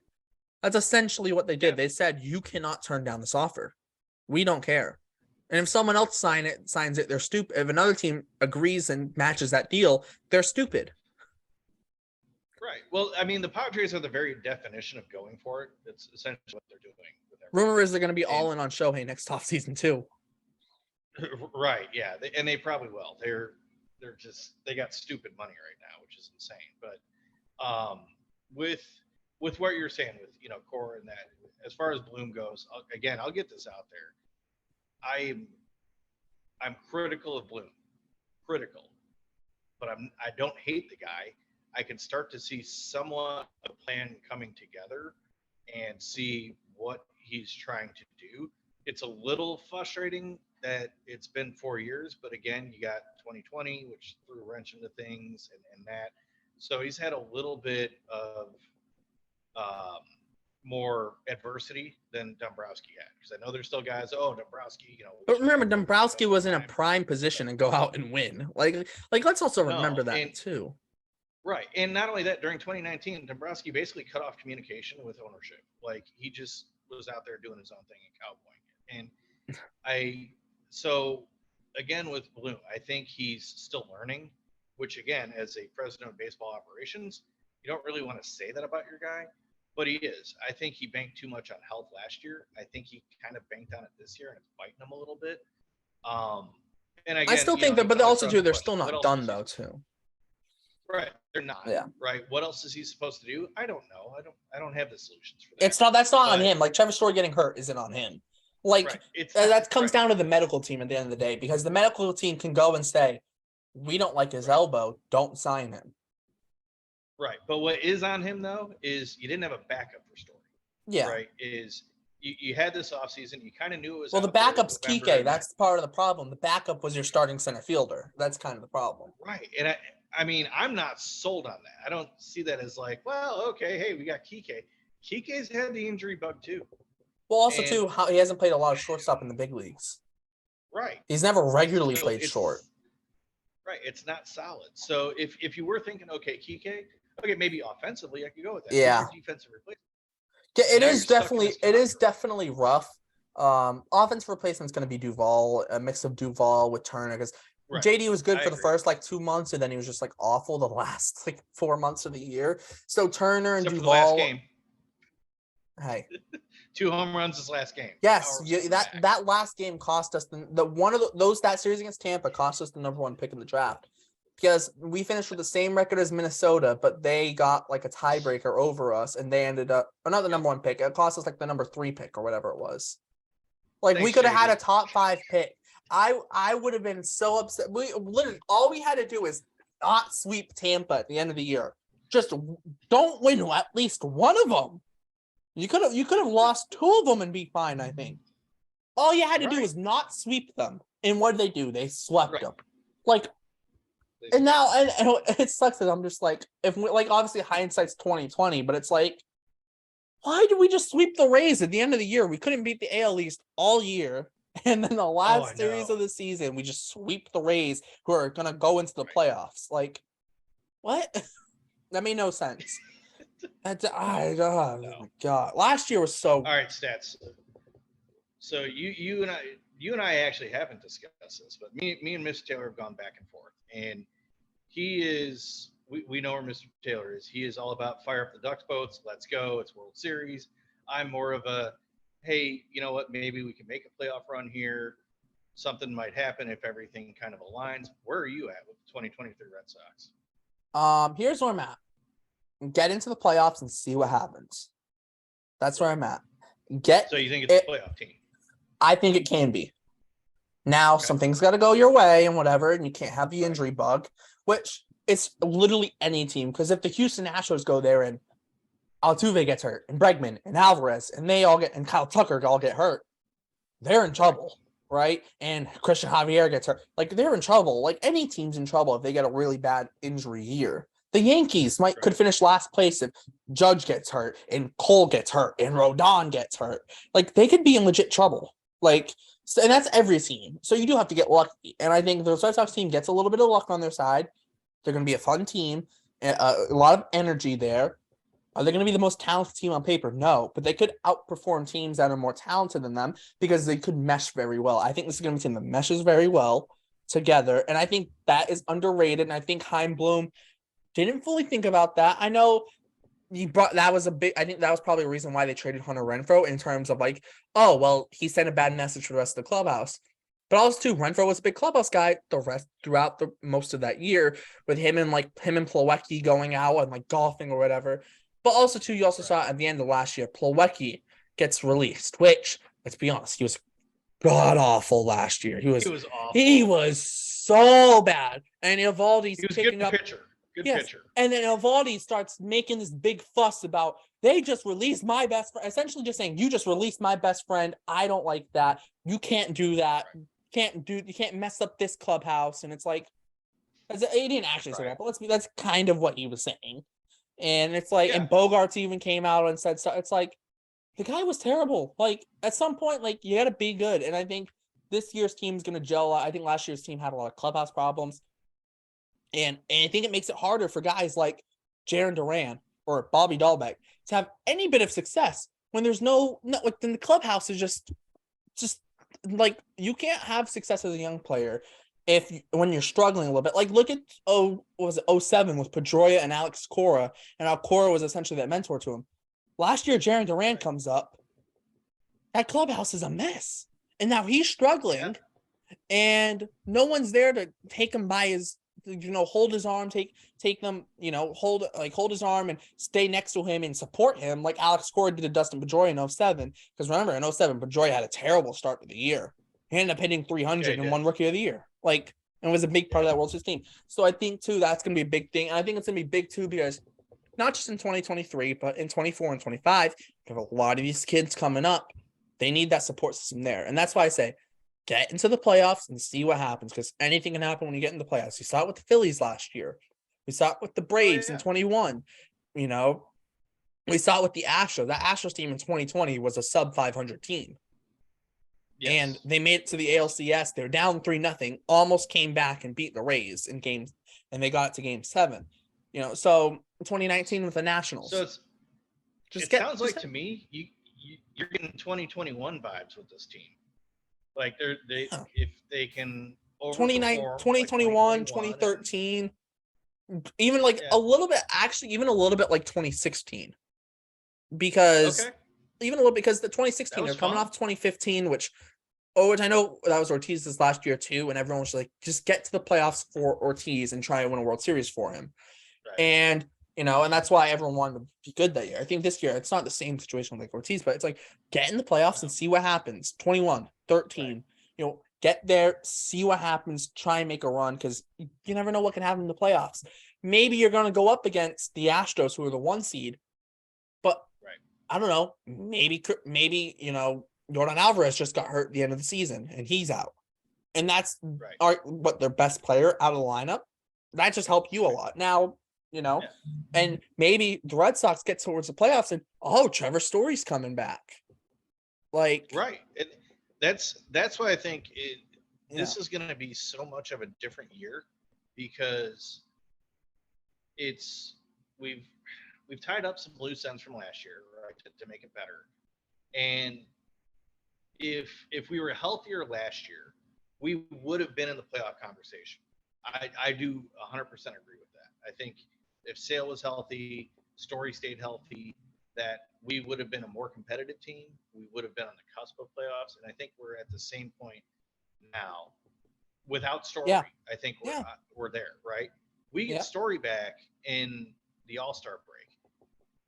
I'm not saying that Trevor Story makes or breaks us into being an All-Star team. What I am saying, having him back at the All-Star he could help them make a run. Changes how we can It helps the team for sure. Now, is it going to push it over the edge? No, but what I think it does is it opens up conversations to bring in some deadline deals. Look at Sale last year.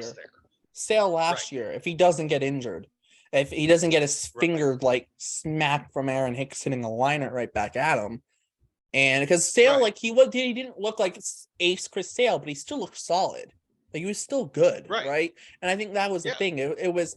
He's not amazing, but he's good enough right now to make a difference. And I think you see that with Trevor Story. He comes back, and especially if he goes on one of his hot streaks, because his hot streaks are hot, and like that team could make a run. What was that last year, June? No, Right? May. He was hot. in May. June. Oh my May. no, it was That's May. right, yes. It was outrageous.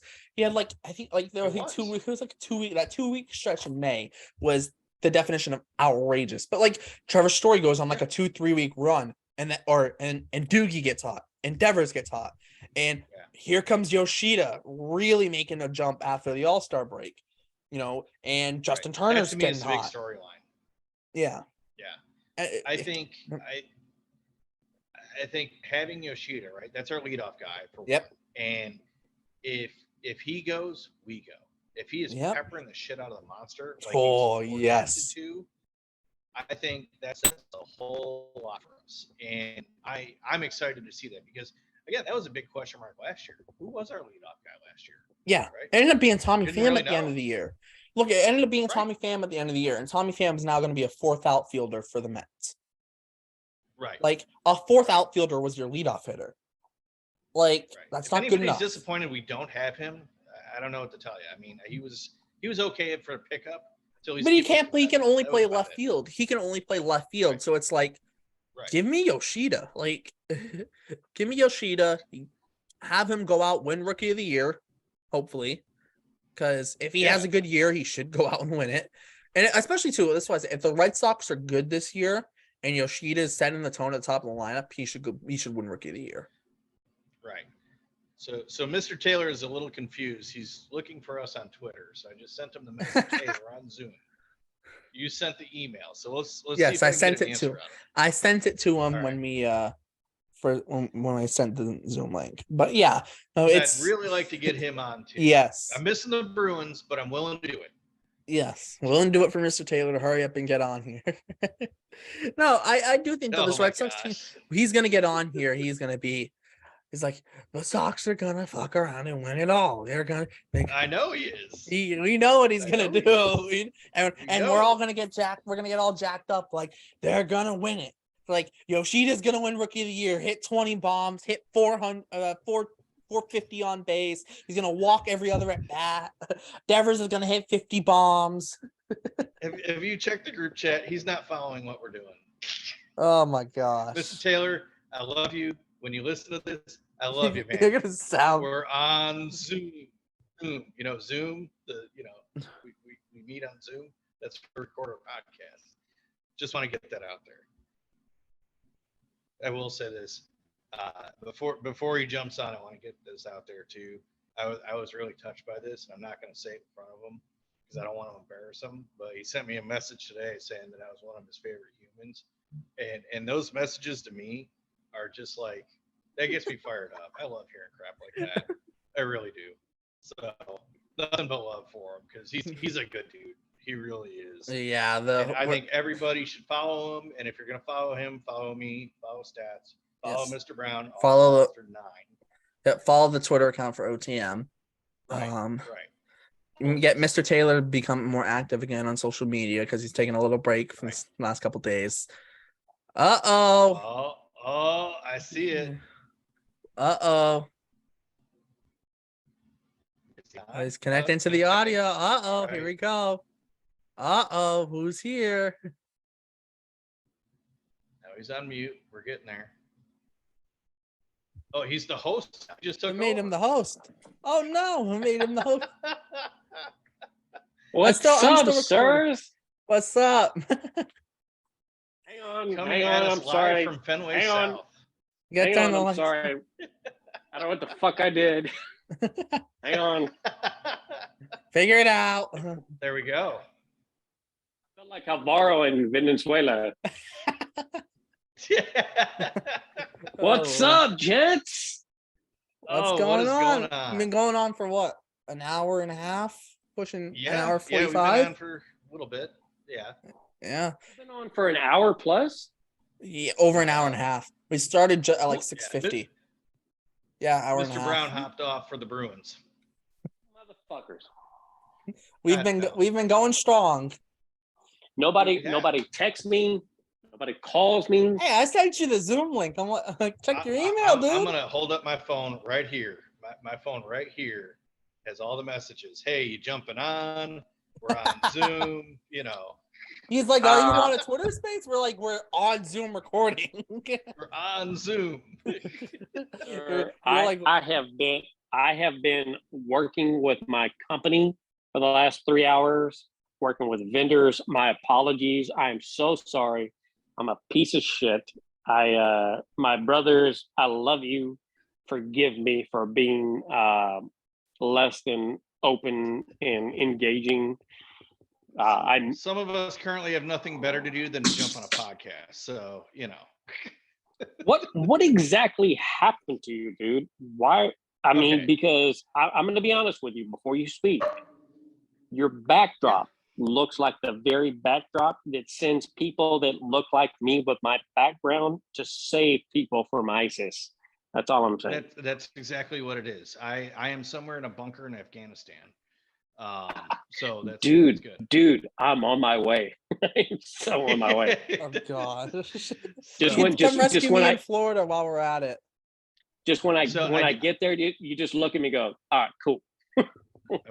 I will. No, so what happened? I did not have the Trevor Story surgery, but no, I had a bone spur on my elbow that was really annoying and was sticking out quite a bit. But I also had some pinched nerves and that going on in there. So they cut me open. They opened up the nerves and all that fun stuff. The good news is they did not have to do as much muscle repair from the bone spur as they thought. So nice, bro. I think I texted you guys. I should be ready to go about second week of the regular season. Yes, because so I asked who's going to be ready first. Your story. Right. It'll be me by far because they did a whole lot more of a story than they did to me. Yeah. So, but I can step in and play shortstop for a little bit for April. We can do it. Yeah, there you go. Can y'all see? Can y'all see me? Yes. Yep. Yep. So, Mr. Taylor, how do I sound? Do I sound good? You're good, bro. I'm sorry. I'm on my my iPhone. I have been so inundated today with such cool stuff with the company. Nice. You guys are about to get a shit ton of free shit. I like that. Free stuff is always good. I'll decorate my bunker with it. Fucking A, dude. You better decorate your everyday wear with the stuff that I'm about to send y'all. We got LLC today. We got trademark today. It's a great day for my company. Nice. I mean, thank you guys for being a part of this. It's so cool. Thank you for your feedback with getting us to where we need to be. Because of y'all's feedback, we tweaked the design, and it's the first design we launched. It's so cool. I hooked up with some other veterans today for different launch platforms. We're gonna do some Red Sox stuff later. Heck yeah. So you fuckers better get ready for some swag. Yeah, so, on the some duck boat swag. Come on. Yep. Get the duck boat swag. You guys keep talking shit about my positivity, my optimism. I'm not talking crap about it. No, this whole time we've been good. Yeah. I've been positive. Jeremy's been positive. That's a new one. He's saying I can start to see the vision that Heim has. He's going. I can see the vision. I see the plan starting to come together a little bit. Here's the thing, man. I see Jeremy's stuff, and I don't want to disappoint him now. So he's starting to buy into my bullshit. It's like, dang it, I can't convert him anymore because he's already converted. I need to find someone else. Right. Exactly. I got my boy fucking buying into my bullshit, and I was telling my wife tonight while we had a business meeting with another business partner. I mean, when I say this thing is going to be big, guys, it really is. I'm so blessed. But I was telling my bride, I was like, man, fucking Jeremy, I don't think he's buying into this Red Sox bullshit. And she said, well, does he have reason to not to? And I was like, well, Jeremy's pretty fucking smart, and I don't. and I was like,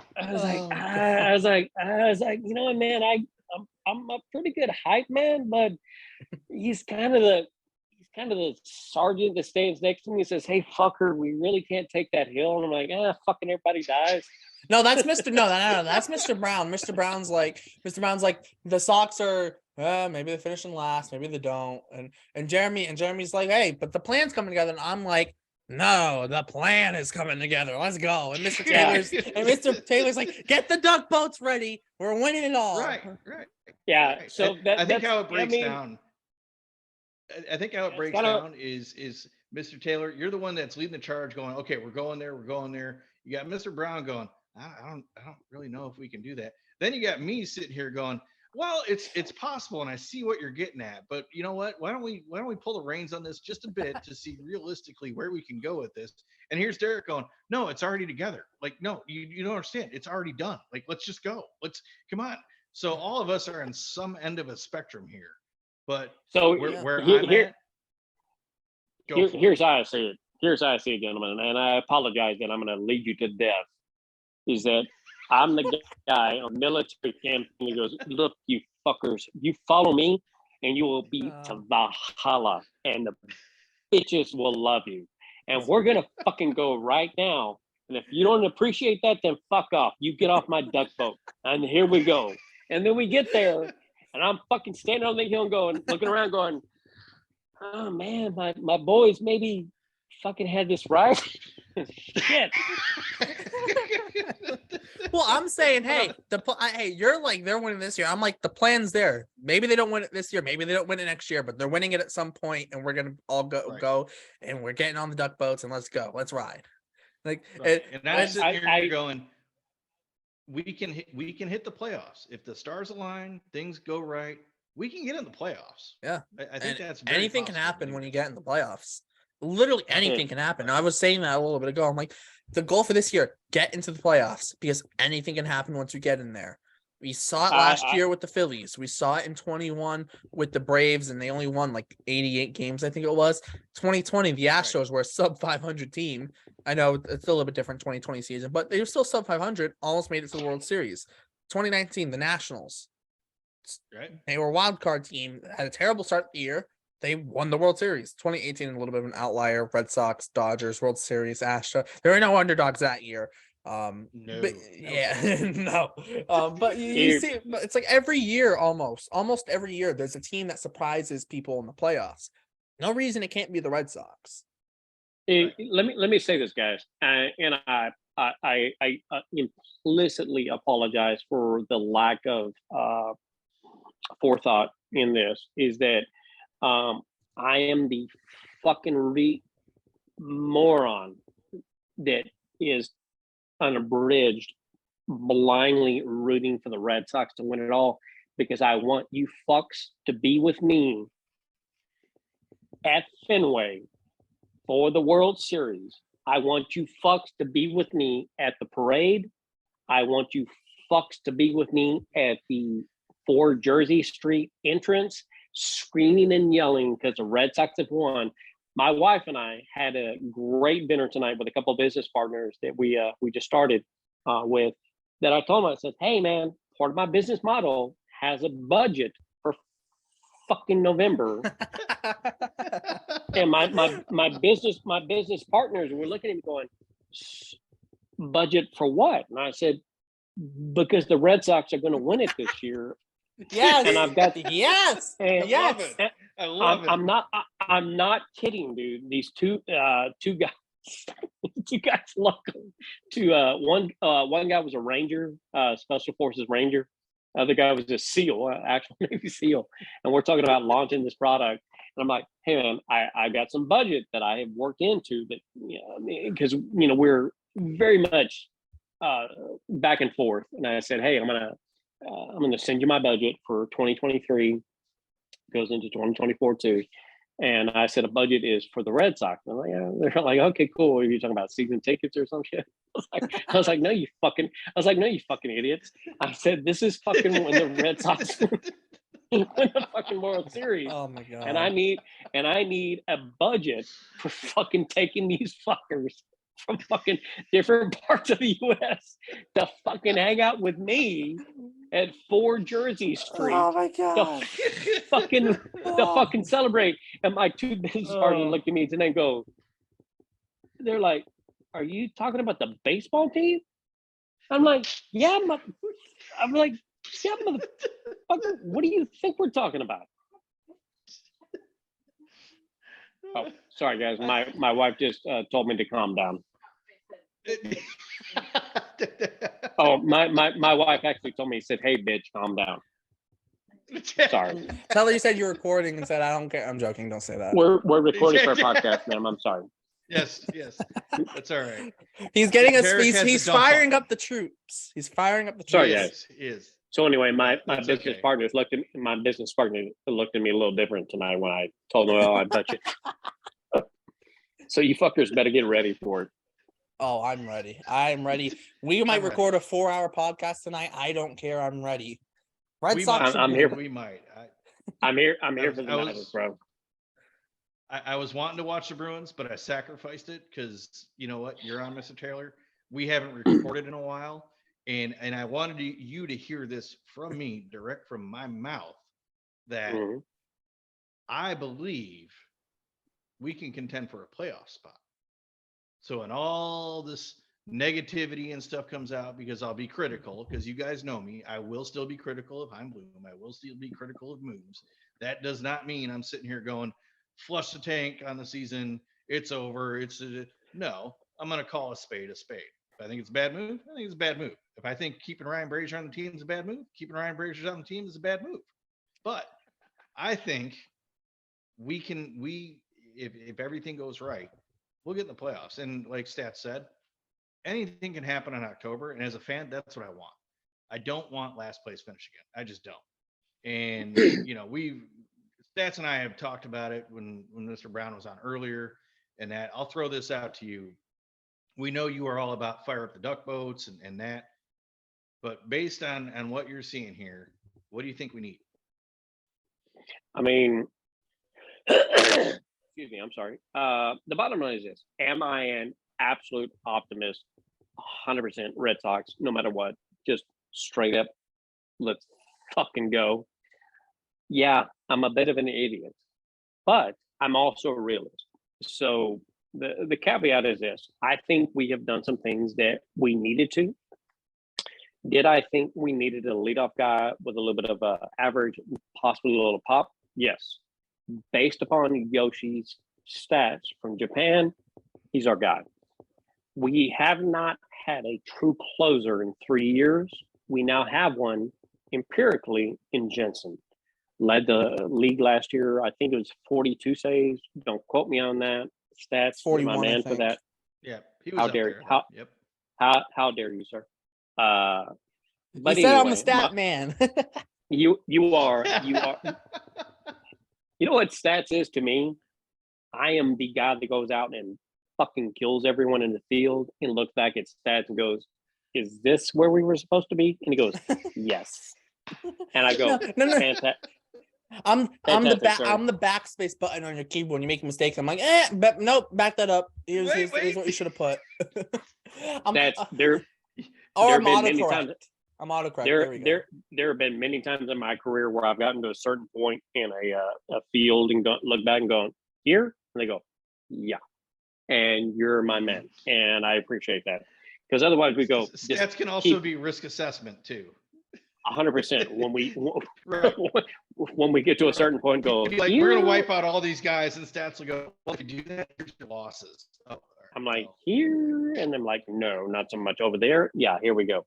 But the bottom line is this: do I think we've improved in where we needed to improve? We have. Do I think we have more room to improve? Yes, we do. I was out of the loop today with work for my company, and I saw Duvall 1 year, $7 million, if I'm not mistaken. Yep. Yeah, 1 year, $7 million with $3 million in incentives.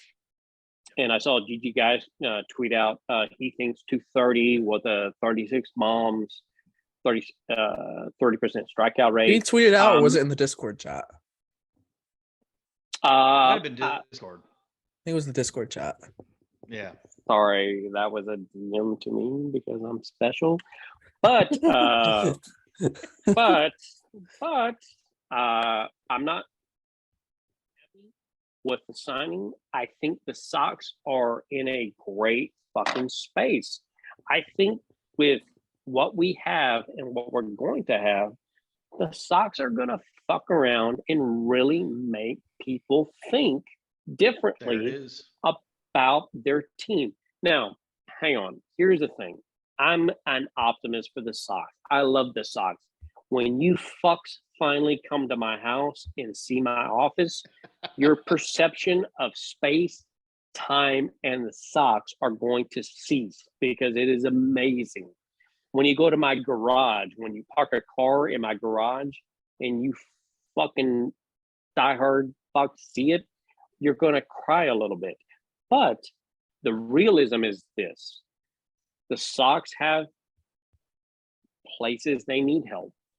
The Sox have improved in areas they need help. And the 2023 Sox, as they stand, are contenders. And if you don't think they are, well, then you maybe have a neurological disorder that needs some help. And I'm not trying to be a dick, but fuck I love you. I'm here. I for love it. the I'm Sox. here for it. I'm here for the chaos. I've got Jeremy. I've got stats. I don't know where my boy Brown is, but that he's but watching the. He's Bucks watching on the ice. Bruins. Right. He's going. well, He said the Red Sox are my second priority right now in the offseason. The Bruins are playing. Pasta is priority number one. And I said, is he priority number one because they haven't paid him yet? Right. Because They still need to do that. the Bogarts. He's our number one priority. No, it was Devers. Let's be honest. Come on, let's be Right. honest. Oh, it Number was one priority was Devers. oh, by the way, you fucks, I watched the game Winter Weekend, right? Winter Is it what it was called? Classic. Winter Classic. I'm sorry, Winter Classic. I watched it with you fucks for like 3 hours. That was I awesome. spent 3 hours after on eBay looking for T-shirts and sweatshirts and fucking and ordered some shit. And my wife says, "Hey man, you do know that we don't have another room at the house for fucking Boston shit, right?" And I said, "Hey man, Jeremy, Stats, and Mr. Brown are all shaming me. I don't do this." Hey, no, just say we'll build another room. It's fine. We'll figure it out. Right. Build another room. It's fine. Build another So room. cool. So gents, we are moving to Boston before fourth quarter 2023. Officially. Officially. I have been Damn. one of my 800 follows, or excuse me, just under 800 follows is Mass Hire Yep. Central Region, Worcester. Yeah. They reached out to me because of my following for whatever reason. And we started going back and forth. So I sent them to my resume just for giggles. And they're like, "Hey, Taylor, you've got a multitude of different agencies that would love to talk to you. Are you interested?" And I showed it to my wife and my son. And dude, sir, it's looking pretty heavy for Worcester, not Boston, Worcester. You can go see the AAA team play. Right. You get to camp out at Polar Park, man. Dude. Gentlemen, Park's supposed to be super nice. Gentlemen, Right. Worcester's 45 miles from Boston. Yup. So I don't know if y'all, I don't know how acclimated you guys are with Texas, but there's a city just north of San Antonio called Austin. It's about 90 miles. Keep it weird. Yeah, fuck them retards. Sorry, that's horrible. That's horrible. I apologize. I shouldn't have said that out loud. On behalf of on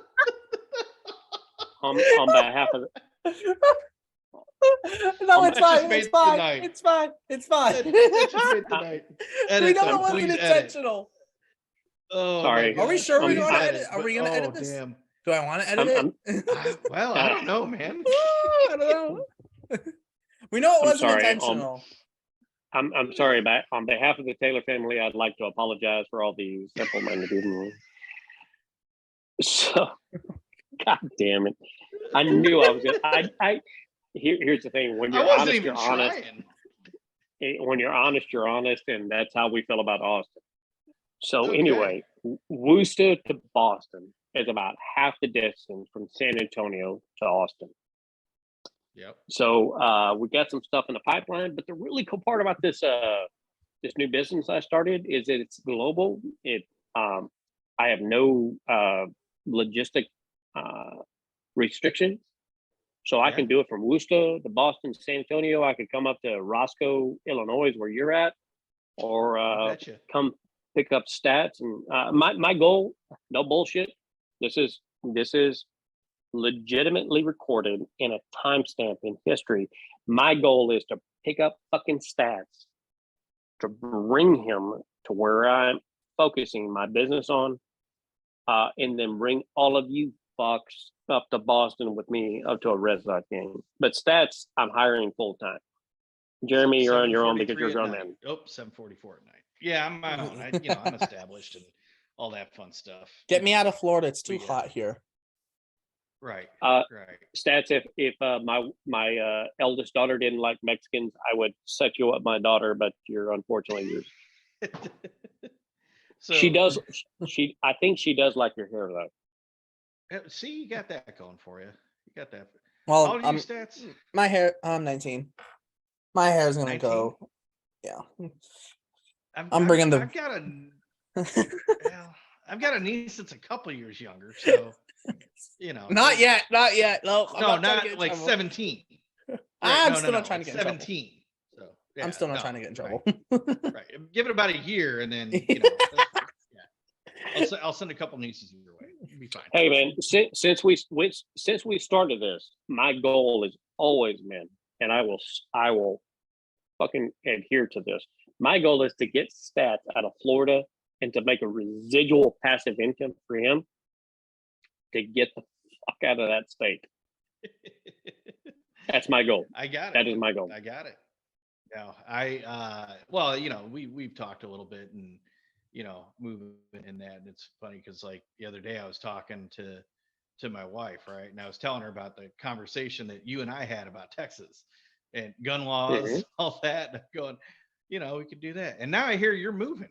Like I was starting to fight that battle of, well, hey, we could go down to Texas and, we could change it all up on me. Here's the thing. I don't know what to say now.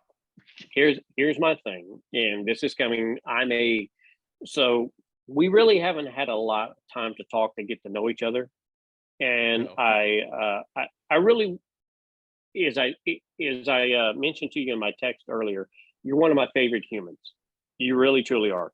And I would love to get to know you more on a personal level, but I will say this about my great state of Texas. I love it here. However, Colin, I love my Red Sox so much that I would give up all of my guns just to be at 4 Jersey Street at Fenway. Because here's the thing. You've got a lot of people in this state that have a very unique mindset as it pertains to firearms platforms. Right. And a lot of it gets down to number of rounds per magazine or what have you. That's fine. They're like, oh, if I can't have 15 rounds, I can't carry a handgun.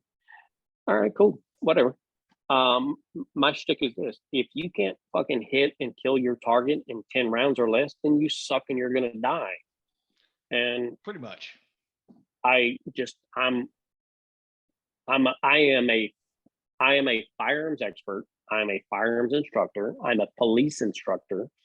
So if you can't hit and kill your target in 10 rounds or less, well, then you're probably not a good student for me. And I wish you the best. And I'm going to take out my target in 10 rounds or less, and good luck. Well, but I get the argument on either side of the aisle. I really do.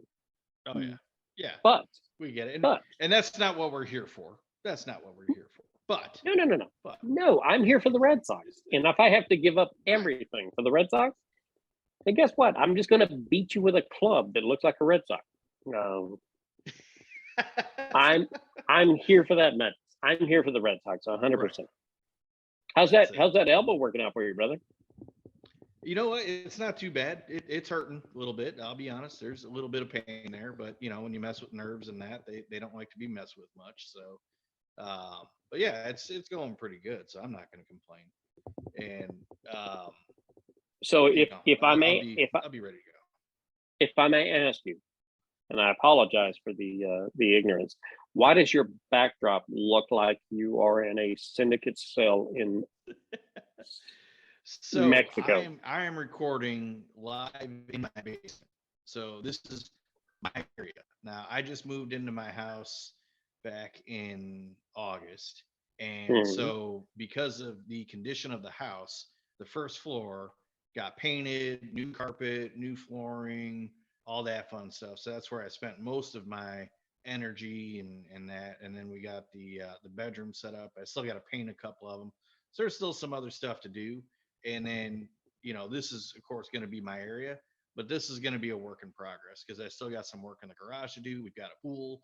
I got a deck. I'll put it this way. It's a beautiful deck.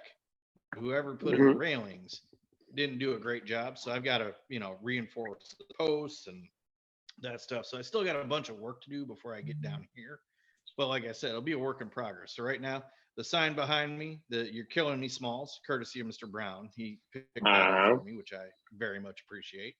And eventually I'm going to make this little corner more Red Sox friendly and probably Bruins. There's probably going to be some Bruins stuff in there. Sprinkle a little bit of Patriots too. And, eventually it'll happen to where it'll look more like like I'm broadcasting from, where I want to be instead of some bunker in Afghanistan. Or Pakistan, or whatever stand. Whatever stand. Any of the stands. Any of the stands, Kazakhstan, you name it. So Uzbekistan. But yeah. Hey, I gotta switch out phones. So give me 1 second. I'll be right back with you guys. Yep. We can do that. All right, we're back. Mr. Taylor got his new phone.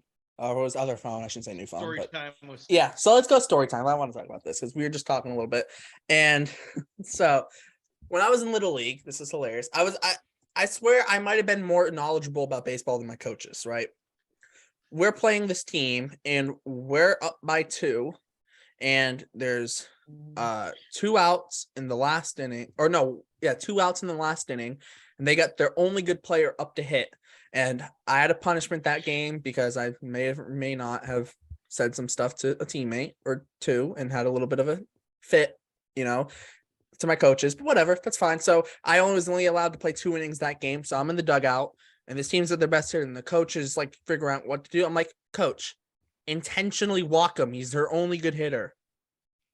And the catcher's like, how do you do it? I'm like, catch. I'm step out of there. I'm like, catcher, just do this. Stick your hand out. Tell him to throw out your hand. Step out, catch it. Intentionally walk the kid. The other guy's gonna come up. He's gonna get out. I'm like telling the coach. I was like yelling at the coach and I'm like, intentionally walk him. No one else on the other team can do anything. They all suck, which they did. I'm not gonna lie, they did. So it's only this one kid who's good. And I'm like I'm 13 and the coach is like 40 and I'm like, hey, and just intentionally walk him. We're up by 2. Like they're not gonna hit a home run. The guy can barely hit. Like the next guy is not gonna hit a home run.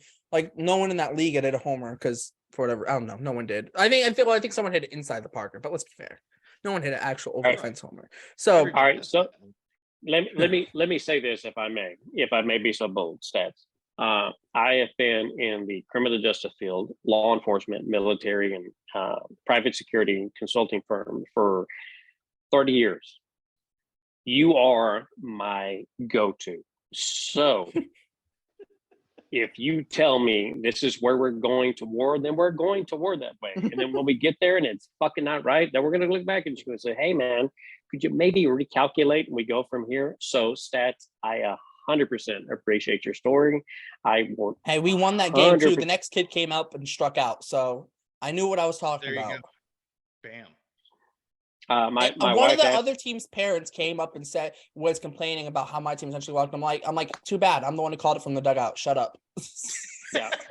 My wife. My wife asked me, "What are you doing?" I said, "I'm talking to Stats. Fuck off." She goes, "Oh, tell Stats I said hi." And so there we are. You have my say again, Jay. You left me out. You're only talking to Stats.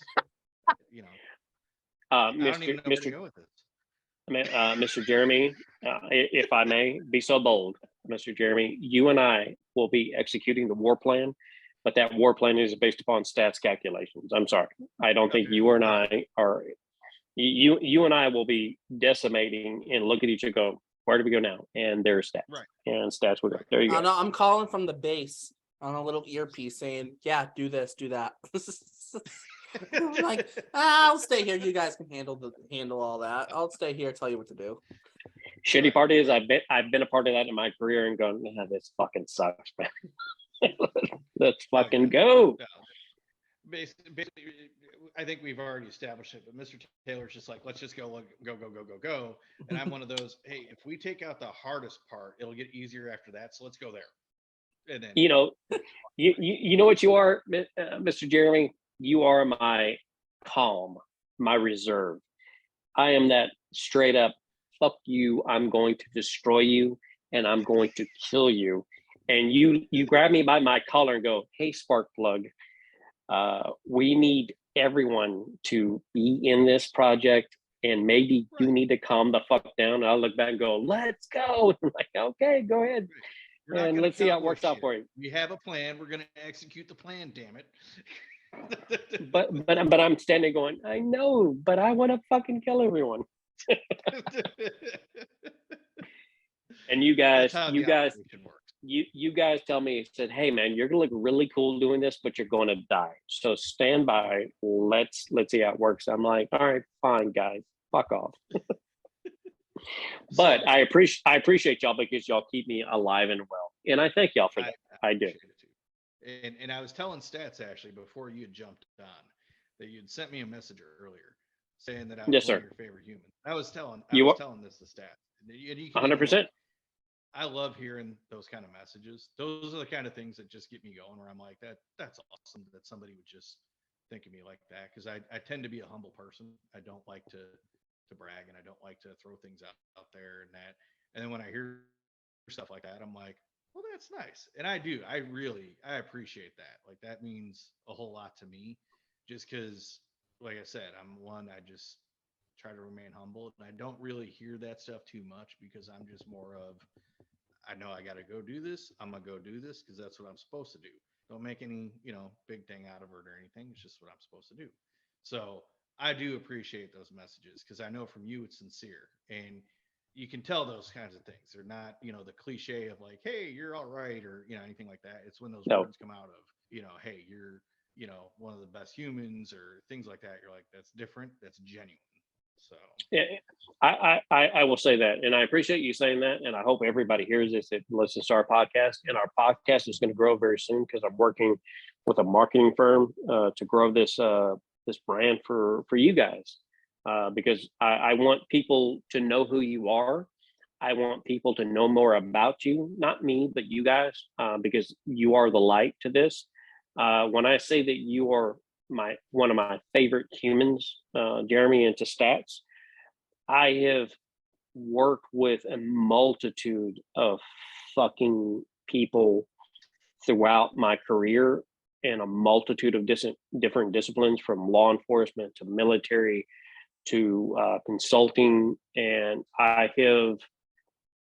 have seen the best of man and the worst of man in the same few moments, and it's discouraging in that aspect. But when you meet people like you, Mr. Jeremy, and you meet people like Mr. Stats and Mr. Brown, and I wish he was here to be a part of this, it gives people like me who are not the best of man at times, it gives me hope and makes me feel better that I've brought little humans into this world, those little fuckers that I call my kids, because I know that when I'm not there to protect them, there will be people like you and Mr. Stats and Mr. Brown And I thank y'all for that. I really do, because it makes me sad that I don't, am not in the best of health per se, and not to bring this down in any way, shape, or form.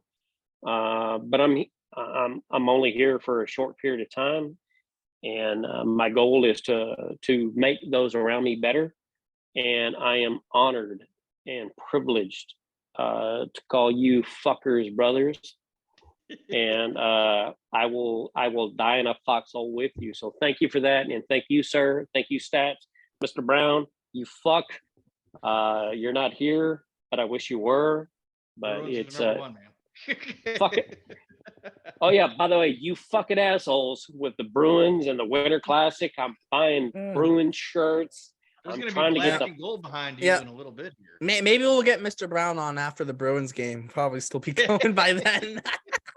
dude. I can't go that late. Dude, Oh, I hey, I did a 5-hour space once. I will go as long as No, I as know. someone else is Oh going. my god. I'm not. Stats, I don't have anything else to do. Stats. I was probably on that fucking 5-hour space. You son of a bitch. Yeah, But, no, you were. You were on there. Like you weren't there for like the first 15 minutes. Then you were there for like 3 hours strong. Went, ate dinner, and then came back for the last hour. My Was that the man. one that I hosted and disappeared on or something? I don't know. I was hosting that space the whole time. It was the day of the MLB draft, the first round.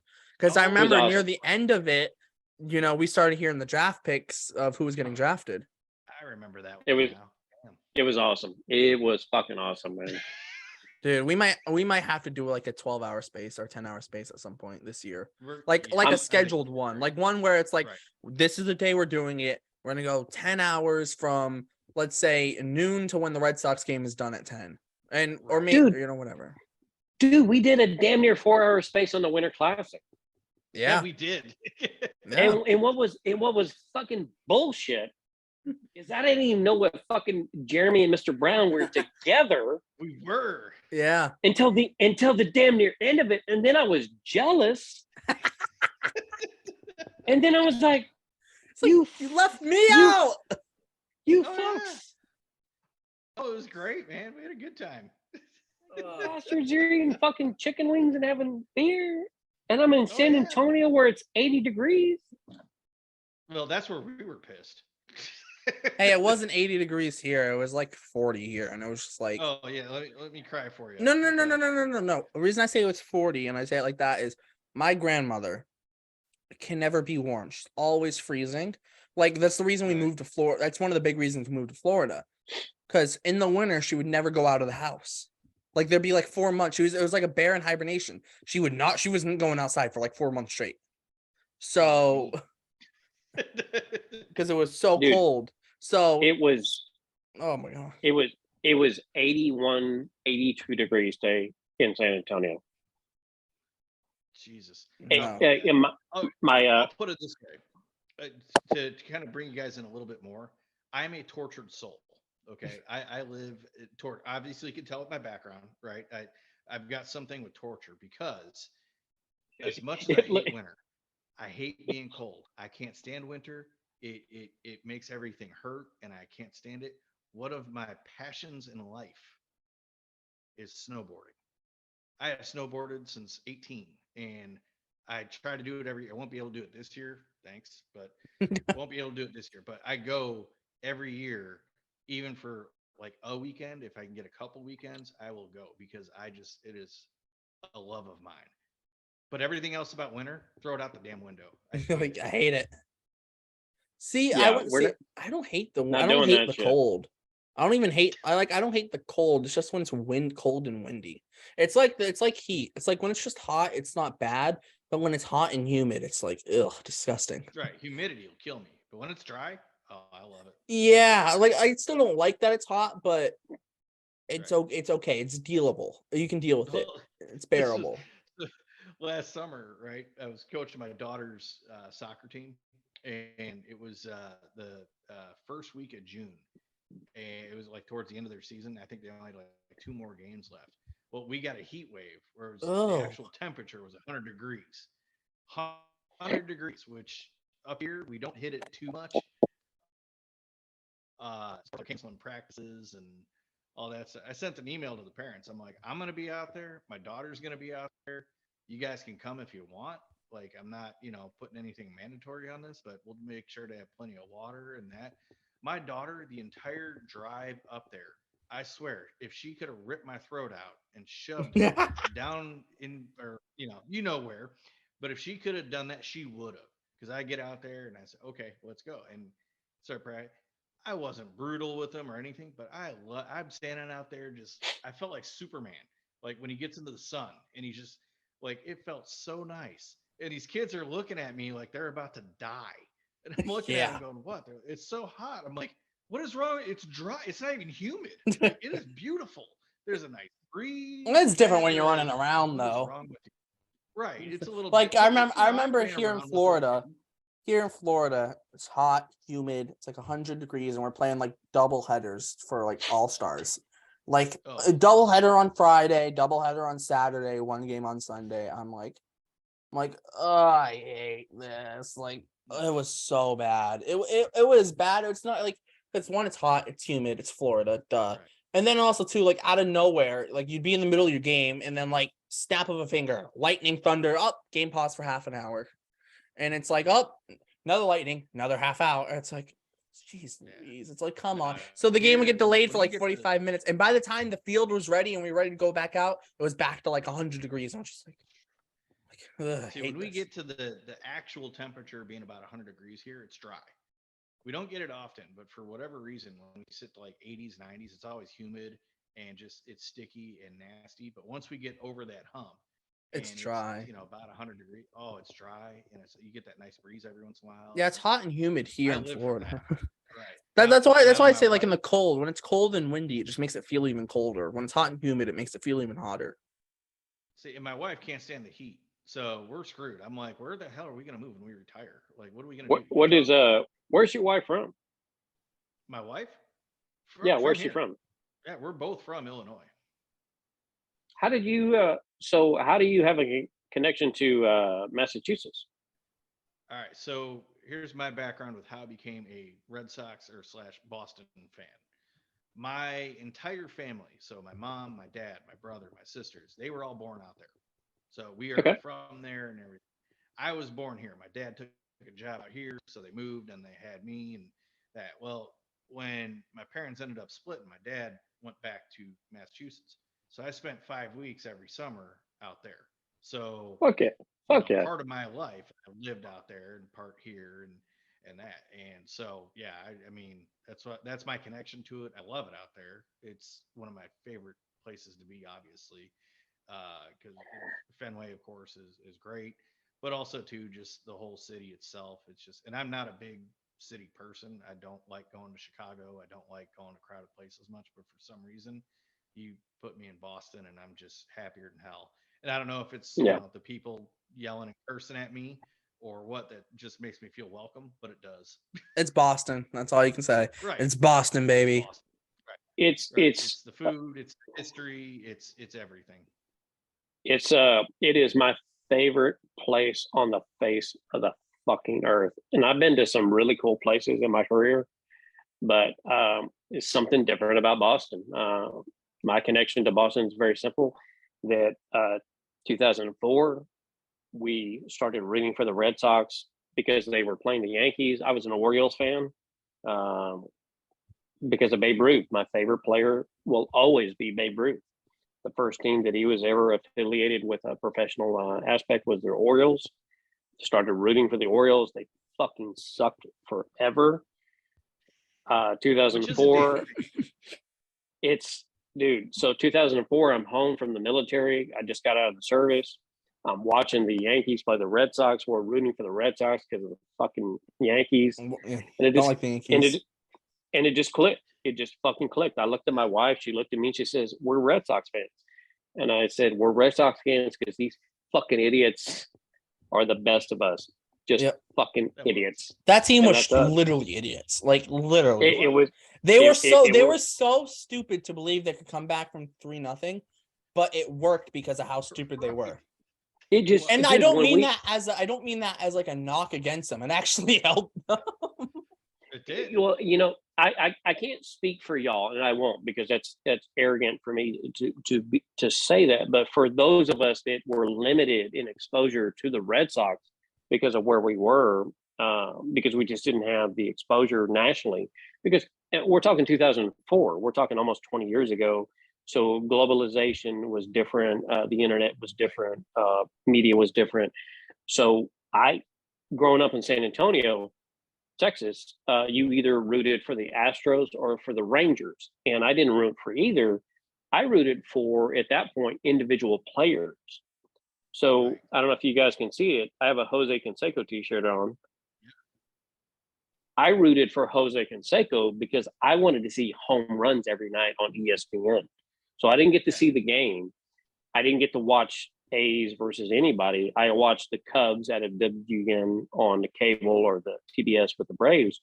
But I wanted to see if Jose Canseco hit home runs. So it was Mark McGwire, Jose Canseco, and that was where I was.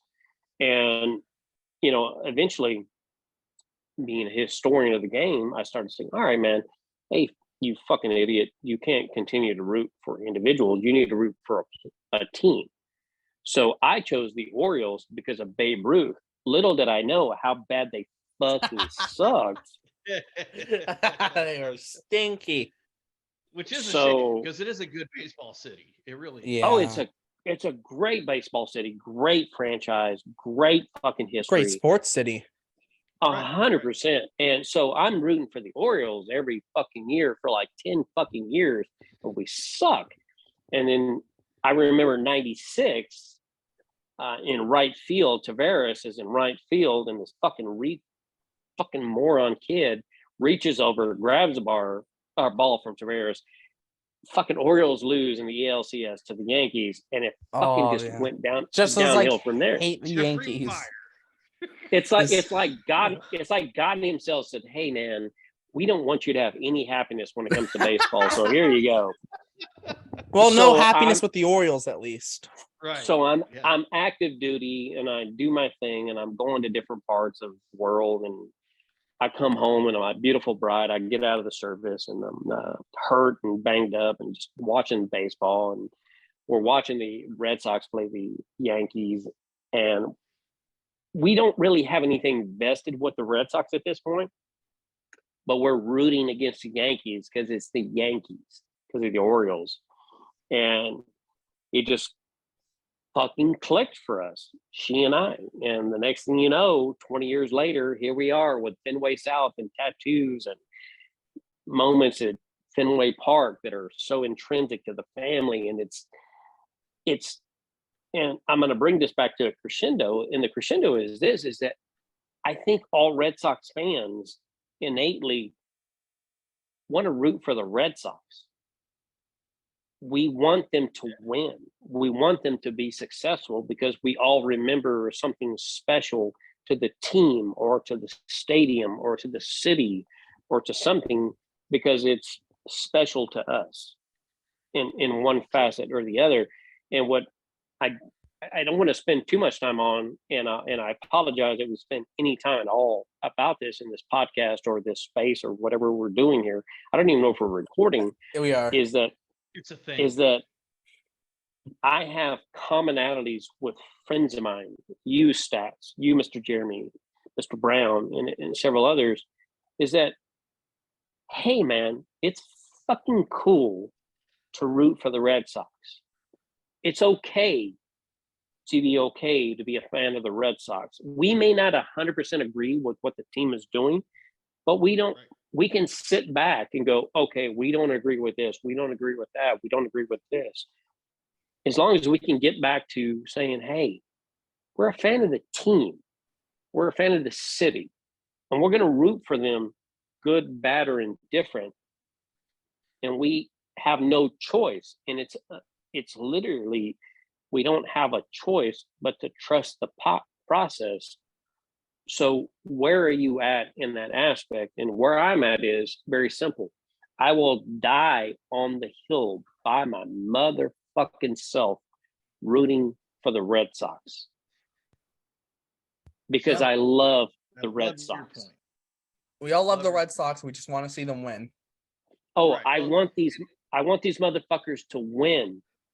And I appreciate Stats' opinion and his intellect and his analytics. And it fucking makes my heart beat strong when I talk to Stats. And I talk to you, Mr. Jeremy, and I talk to Mr. Brown, and I talk to other like-minded people, and my heart beats strong. And I hear your dissent. I hear your attribute. I hear what makes you passionate about the subject. But at the end of the day, I have to look at you guys and say, hey, fucking hop on these big, broad fucking Irish shoulders. Let's fucking go. And let's go fucking take on the enemy face to face. And what makes me fucking proud is to see my fucking cohorts to the left, to the right of me going, Taylor, you're a fucking madman. I'm like, yeah, motherfucker, let's fucking go. And if I die on that hill by myself and I look back at you guys, my only request is I'm dying there on that hill. It's good to fucking see you. This is where our group, I think, really stands out. And this is where I'll go with it. We've got the blend here, right? We've got the fans that, in Stats' case, he wasn't really around before 04. So, you got Stats who's younger, right? And all he's seen is the winning, which the 4 World Series in the last, 20 years is the most out of any franchise over the last 4 years, over the last 20 years, which is great. You got you, Mr. Taylor, like you just said, you just jumped on at 04. And then you've got me and Mr. Brown. We go back before 04, right? And we were as fans then. And I love you fuckers for that, by the way. Damn right. And before 04, all we wanted was a chance. We just wanted a chance to get there. If we could get there and have a chance, that's what we were dying for. And we could still be critical of the team, right? Back then in the 90s and that, nobody liked Dan Duquette. Nobody did. He was, there's all kinds of opinions about him, and I don't even want to get into it. But you had a bunch of different things. But the thing that always united us was the beginning of the season, right? Beginning of the season, we look at the team and go, okay, let's go. And then, yes, by May, June, if we were, looking at last place, okay, woe was us, and, here we go again and all that. But we lived and died to have that chance. And what I think is going on is there's still plenty of us fans before 04 and all that. We're still in that mindset. We want a chance. We want to sit at the table and get in every October. We're not saying World Series every single year. No way. But we want the chance, and we've seen what it looks like when we didn't have a chance. Dodgers and Astros. Just get in. Right. Just get in, right? That's all we wanted to do.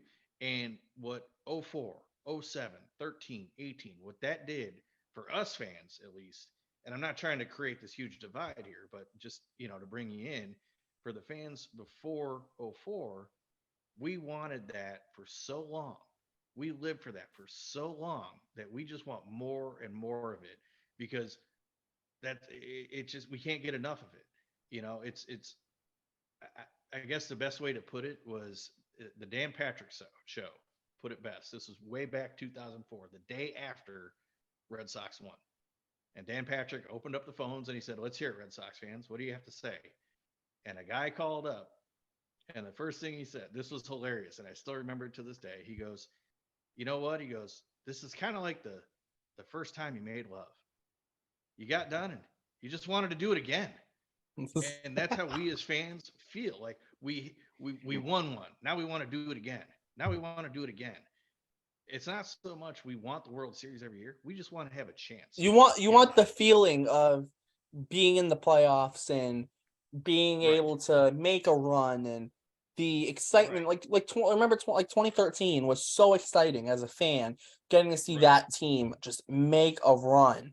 And 2018 was fun, but it wasn't the same as 2013, because 2018 it was like, okay, this team, it's World Series or bust with this team. Like, this team's just too good. Like, this team's a juggernaut. In 2013 it was, hey, we got in, now let's try and make a run and let's have some fun. Even 07 to an extent But definitely 04 was like, let's just make a run. Just let's Right. beat the Yankees. 04 That's all we're asking right. for. Let's just beat the Yankees. Like, forget about a World 04 Series. was that chance, right? 04 was that chance. 07 was a little different because when they got in, you felt like they peaked. Like they are peaking right now. Yeah. And nobody's stopping us. And then you get into 13, it was kind of similar to 04. Hey, all right, we got a chance again. We can do this. And even the times where they've made the playoffs before, they make the playoffs. We as fans, okay, we're happy. Hey, you got us there. Let's see what we can do. And I think it's kind of funny because as I think about it over the last couple of years, and I'm not gonna go into the negativity that's on Twitter and all that. We're steering clear from that. Yeah. But what I think has happened is since probably about 2017 is when we don't make the playoffs, all this, pitchforks and everything come out because we're pissed. It's like it's And like people think they're entitled to making the playoffs. right. It's that sense of entitlement. Oh, we should make the playoffs, right? And when so it can be very misconstrued. Like with me last year when I was coming out in June and saying, okay, we're not doing it this year. Like it's not happening. And oh, you don't support the team. You don't do that. No. I'm trying to paint a real picture here. I don't see it happening. What aggravates me as a fan is when the off season hits and no moves are made or things like that, and you're going, well, we didn't make it last year, and it doesn't look like there's been a whole lot of progress. That's when we start to get a little restless. Now, I'm going to kind of bring this all back together because we talked about this a lot earlier. That is, when I look at these moves now, as critical as I've been, I can't sit here and say I hate one single move they've done. They've made smart moves. They've done the right things. Now, I think they put their hope in some spots where they shouldn't have, but that's opinion. That's not a fact. That's not anything. It's just opinion. And that's where I think a lot of things get taken out of context, right? You give an opinion and people try to, capitalize on that and go, say whatever. You're not a fan or things like that. Baseball is romantic, right? Baseball is about numbers. But you also have those people out there that do the eye test with it. Yeah, your numbers might say that, but I saw this guy and he's going to bring it together, right? Mr. Taylor, we could put together the worst team possible as far as numbers go. And Mr. Taylor is going to sit there and go, nope, you know what? I believe because I saw this guy hit a freaking monster of a bomb 450 feet out. And because of that, we're going. This is what baseball is. And it's kind of, I guess the best way to put it is the fans that are out there that are trying to like tear you down and that those are just the trolls. Those are the ones we ignore. Get rid of them. Don't even waste your time with it, right? Think about baseball for real. And for generations, it has brought people together. For generations, you've had people that are the number side of things, and you've had people that are the eye test or I've seen this guy or, I saw this guy in the minor leagues. He's going to put it together. There's always that hope with it. And I'm really hoping as we get closer and closer to spring training, you'll see a lot of this crap that's on Twitter and stuff die down because spring training is coming. If there's one thing about spring training that all fans can agree on, everybody's record is the same.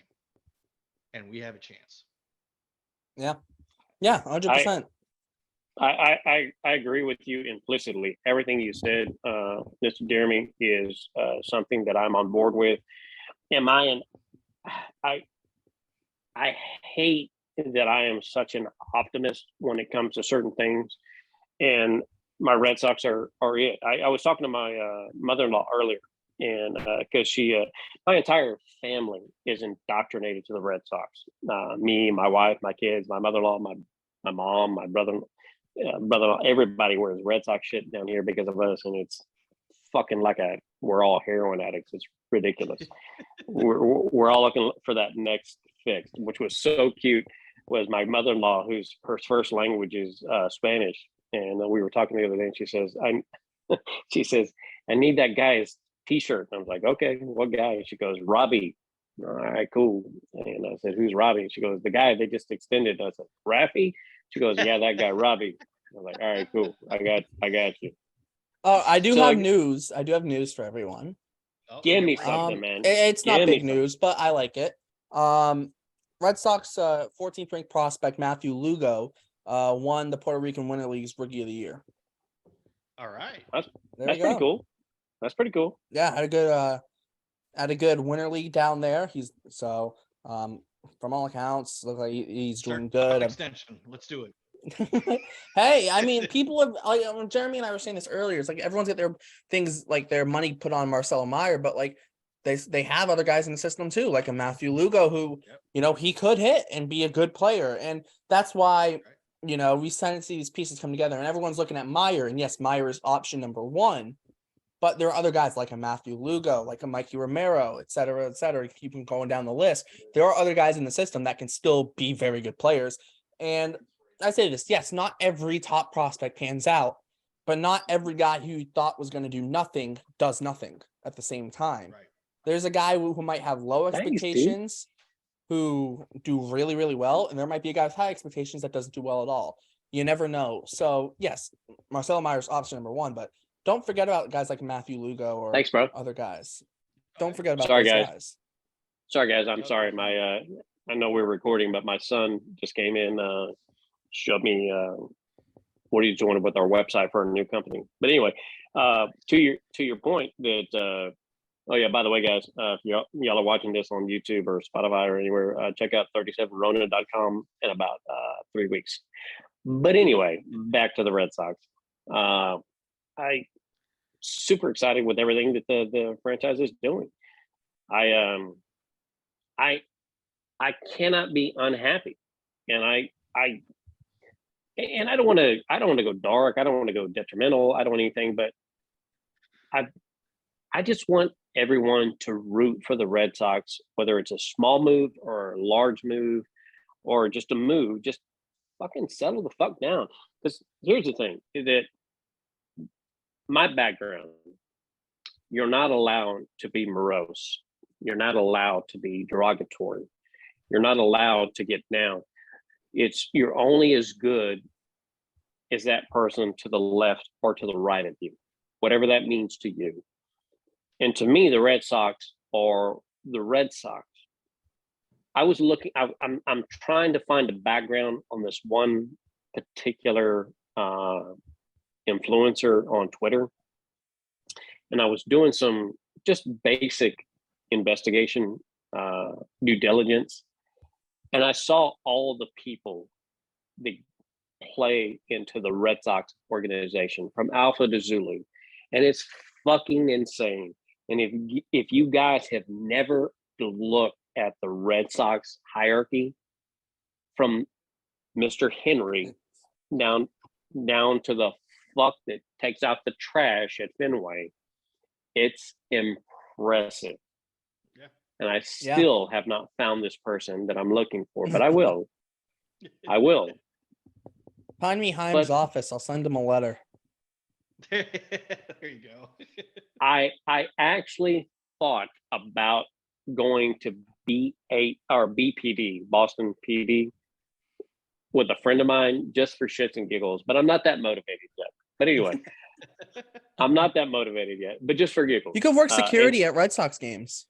Right. Stats, I think you know who I'm talking about offline. But the bottom line is this, is that this team means so much to so many different people. Why wouldn't you root for them no matter what? Good, bad, or indifferent?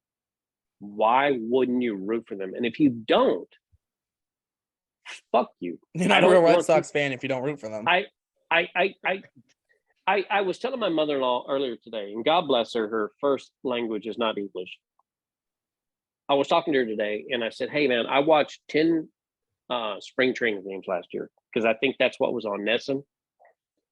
And I watched the 10 spring training games. I watched all 162 regular season games, and I watched all of the playoffs up to the World Series, even the Red Sox weren't there. But I love the Red Sox. I love seeing the Red Sox on TV. I like knowing that there's 27 potential outs where they could win. I want to see wins. And when people don't agree with that particular mindset, I don't want you on my fucking team. I don't. Yeah. Well, I'll put it like this. Right? I'll put it like this. You guys, why do you think I like Chaim Bloom? Because he works for the Red Sox. Right. It's simple enough. I put it like this. Did I like everything Dombrowski was doing with when he was with the Red Sox? No. Did I like him? Yes. Why? Did I want him to do well? Yes. Why? Because he worked for the Red Sox. I want Chaim Bloom to go on and win us 5 World Series in the next 10 years, if possible, because he works for the Red Sox.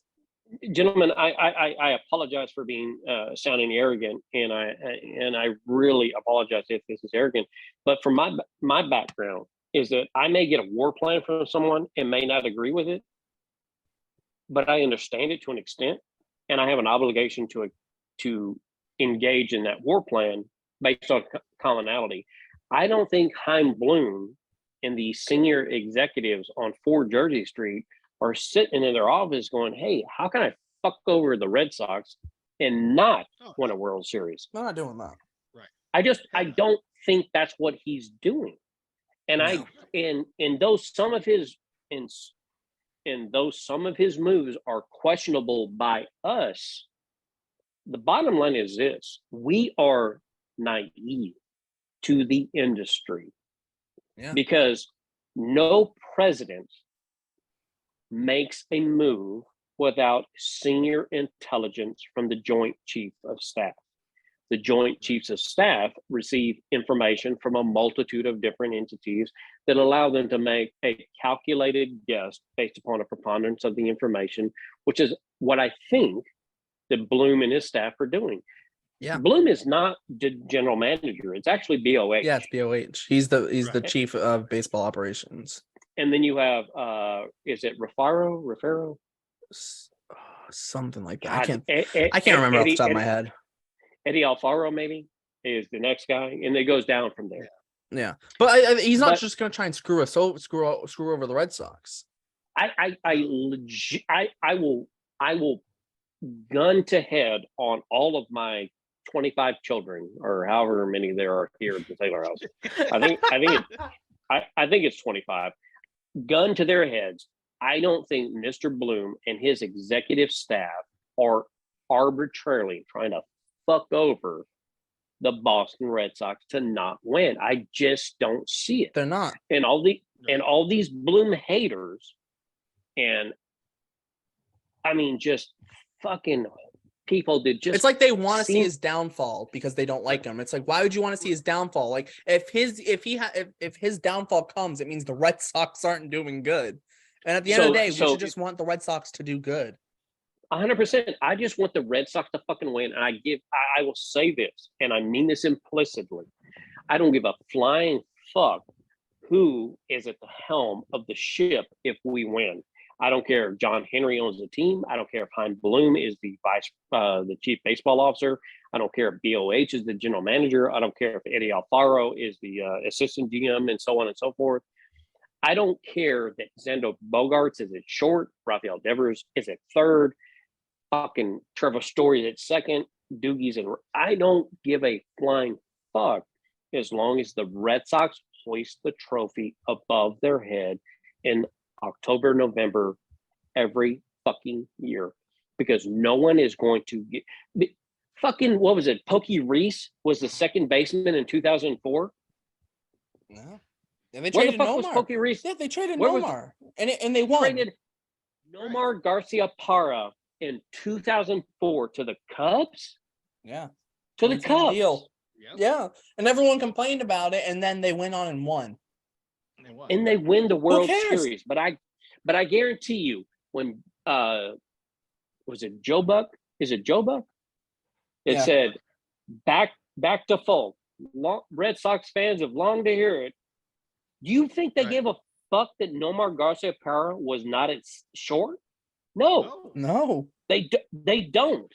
At the end of the day, and I'm telling you this, and this is unequivocal, empirical evidence that you can fucking book. When our Red Sox go to the World Series this year, I'm coming for both of you fuckers, and you're going to Boston with me. We are going to spend at least a week and a half in Boston for the World Series, the parade, the duck. I told my wife, get ready to be fucking bankrupt because everyone is going up with to me. Boston. We're shipping up to Y'all coming Boston. with me. We are legitimately shipping up to Boston, gentlemen. I told her, I said, my mates, my fucking friends, you, me, all these children that we have produced are going to experience this together, because nothing compares to what I experienced in 2018 in Boston in game 1 and game 2. Yeah. It just, I mean, hey man, you got to be a fucking asshole to say, oh, your kids didn't stack up to it. Nah, man, my fucking kids are badass. I love them little fucks, all of them. They're assholes and they cost a ton of money. But going to the World Series, game 1, game 2, at Fenway Park, at Fenway, staying across the street at a hotel that's now defunct. I stayed at the Buckminster, which is literally across the street from Fenway. It was. Dude,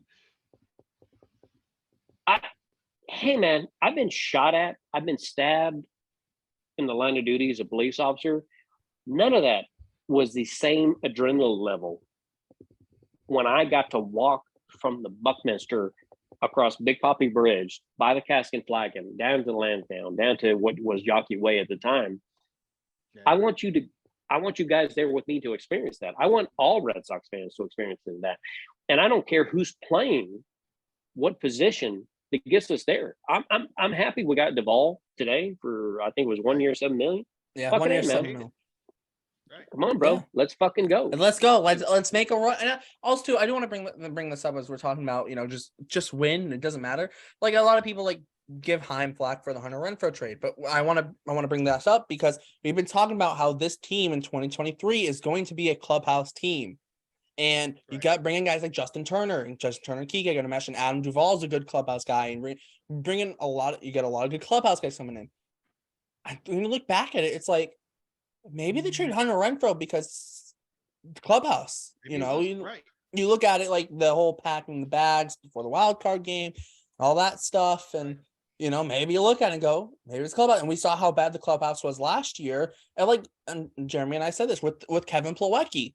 And when he got released and there was a whole bunch of shit getting stirred up and Nathan Eovaldi being all upset. And it's like, the guy, I do not dislike Kevin Plawecki, but he was awful last year. He was awful. Good pitcher.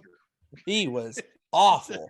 He was good pitching, man. That was a position player. That might have been the best time. That might have been the best performance he had on the field last year. Oh yeah. So let me propose. I've got in closing though. Hold on. I don't mean to cut you off, but I do have to say this in closing because it's getting time for me to probably pop some more pills here. So, nice. But I wanted to say this. Let's go. Right. I am now looking forward. Right. We've got World Baseball Classic coming up with which Stats and I really talked about, and that was a great conversation. So go back and listen to that. We've got spring training coming up. Now I'm at the part of the season or off season, I should say, where I'm starting to get excited. All right, here we go. Right. Whoever else we sign, fine. Let's bring them on board. Let's go. I'm really not going to hate anything that's out there because you know what? We got to plug some holes. And if we catch lightning in a bottle and produces for us, let's go. And now come from here on to first pitch, it's going to be okay.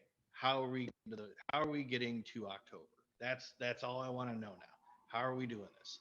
With the guys that we have, how does this work? And I'd said this earlier, Mr. Taylor, we're going to see a lot of goofy things this offseason.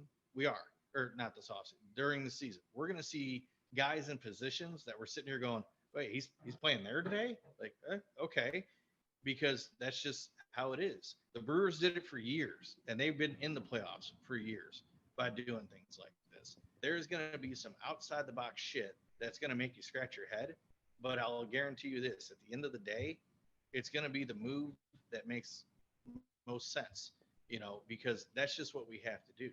And Chaim Bloom has put enough trust into Alex Cora to do this. Last year with the health and everything else that was going on, they just needed to put a live human being in spots. Didn't matter how they played. They had to field a team. And I don't think there's so much desperation in that this year, with the exception of maybe shortstop and that other outfielder. And there's still options out there. So, like I said, in closing, the corner has been turned. I'm beyond of okay, you know, with what's out there, they should have done this, they should have done that. Just get Hindsight's Brazier off always the 20/20 team. with that shit. Right. DFA Brazier, and then let's go. So that's where I'm at, guys. I loved it. This was a great marathon. I love when we do this crap. We will salute I you know again, just like we did Mr. You Brown. betcha. Mr. Brown threw it out that hey, next Monday or Tuesday we should record again because the Hall of Fame vote comes out. I am down for that, so hopefully we can do that next week. I look forward to talking to you guys again. All right. Yeah. Brother, we love you. We hope you feel better, get some rest, and we'll talk to you very soon, man. All right. Thank you much, guys. Yeah. All right, man. Take it easy. Yeah. Adios, Jeremy. All right, leaving it to the two amigos, I guess. What's up, brother? What's up? Not much. Dog sitting tonight, so that's fun. Dog's going crazy, barking. I hope it's not getting picked up in the background, but if it is, I'm sorry. But my dog was barking for like half an hour straight, and I'm just like, shut up. I'm like, Sorry, shut up. is he a Jose Canseco fan like I am? No, I don't think so. Bro, I had this shirt when I was back when 88, 89. So I recently found it on eBay and I bought it because I was like, I'm getting this shirt. I was like, oh, 100%. 100%. So Erica, my wife, is like, she's like, that's not a Red Sox shirt. I was like, bitch, if you don't know about Jose, you need to settle down. There's like, you can't say no to Jose. Unless you're saying no way Jose, because that works, but exactly. But he's all I had back in the day, bro. My grandfather used to joke with me. He said the national anthem is Jose, can you see? You know, ironically, my dad used to say this fucking same thing. It's got to be an old timer thing, bro. Probably is. But I was like, Jose, can you see? And I'm like, it's not the words. He's like, okay. No, I do want to bring this up because this is hilarious. Ed Hand tweeted out, "What's your coldest Red Sox take? That you think it's okay to put it out?" And I know Jeremy put in our group chat that it was Carl Crawford. That he thought Carl Crawford was going to be an MVP guy for the Red Sox. I don't have many cold takes. I'm not like a hot take guy. I'm not going to go and like just make a take just to make a take.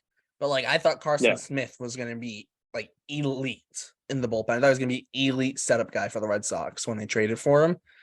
I mean, to be fair, he never stayed healthy, so it's not really like a cold take. But no, I get you.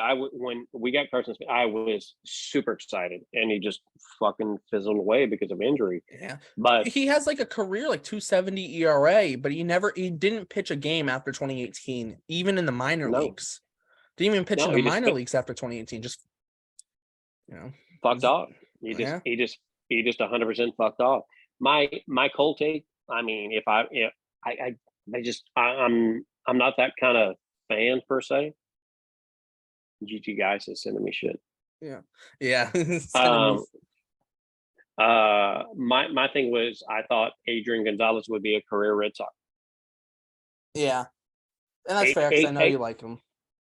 Agon was my fucking man, dude. I was my Shane Victorino is like Shane Victorino to me was like your Adrian Gonzalez. Oh, when we got Shane Vic, dude. You don't know how happy I was when we got Victorino.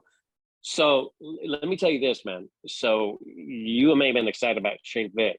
I was fucking off the rails with Mike Napoli. I was off the fucking rails with Mike Napoli. Because this was before Twitter, this was before Instagram and all the different social media platforms. I was watching the MLB Network, and I knew the Sox needed someone, and I'm fucking hearing Mike in the original contract was 3 years, $36 million.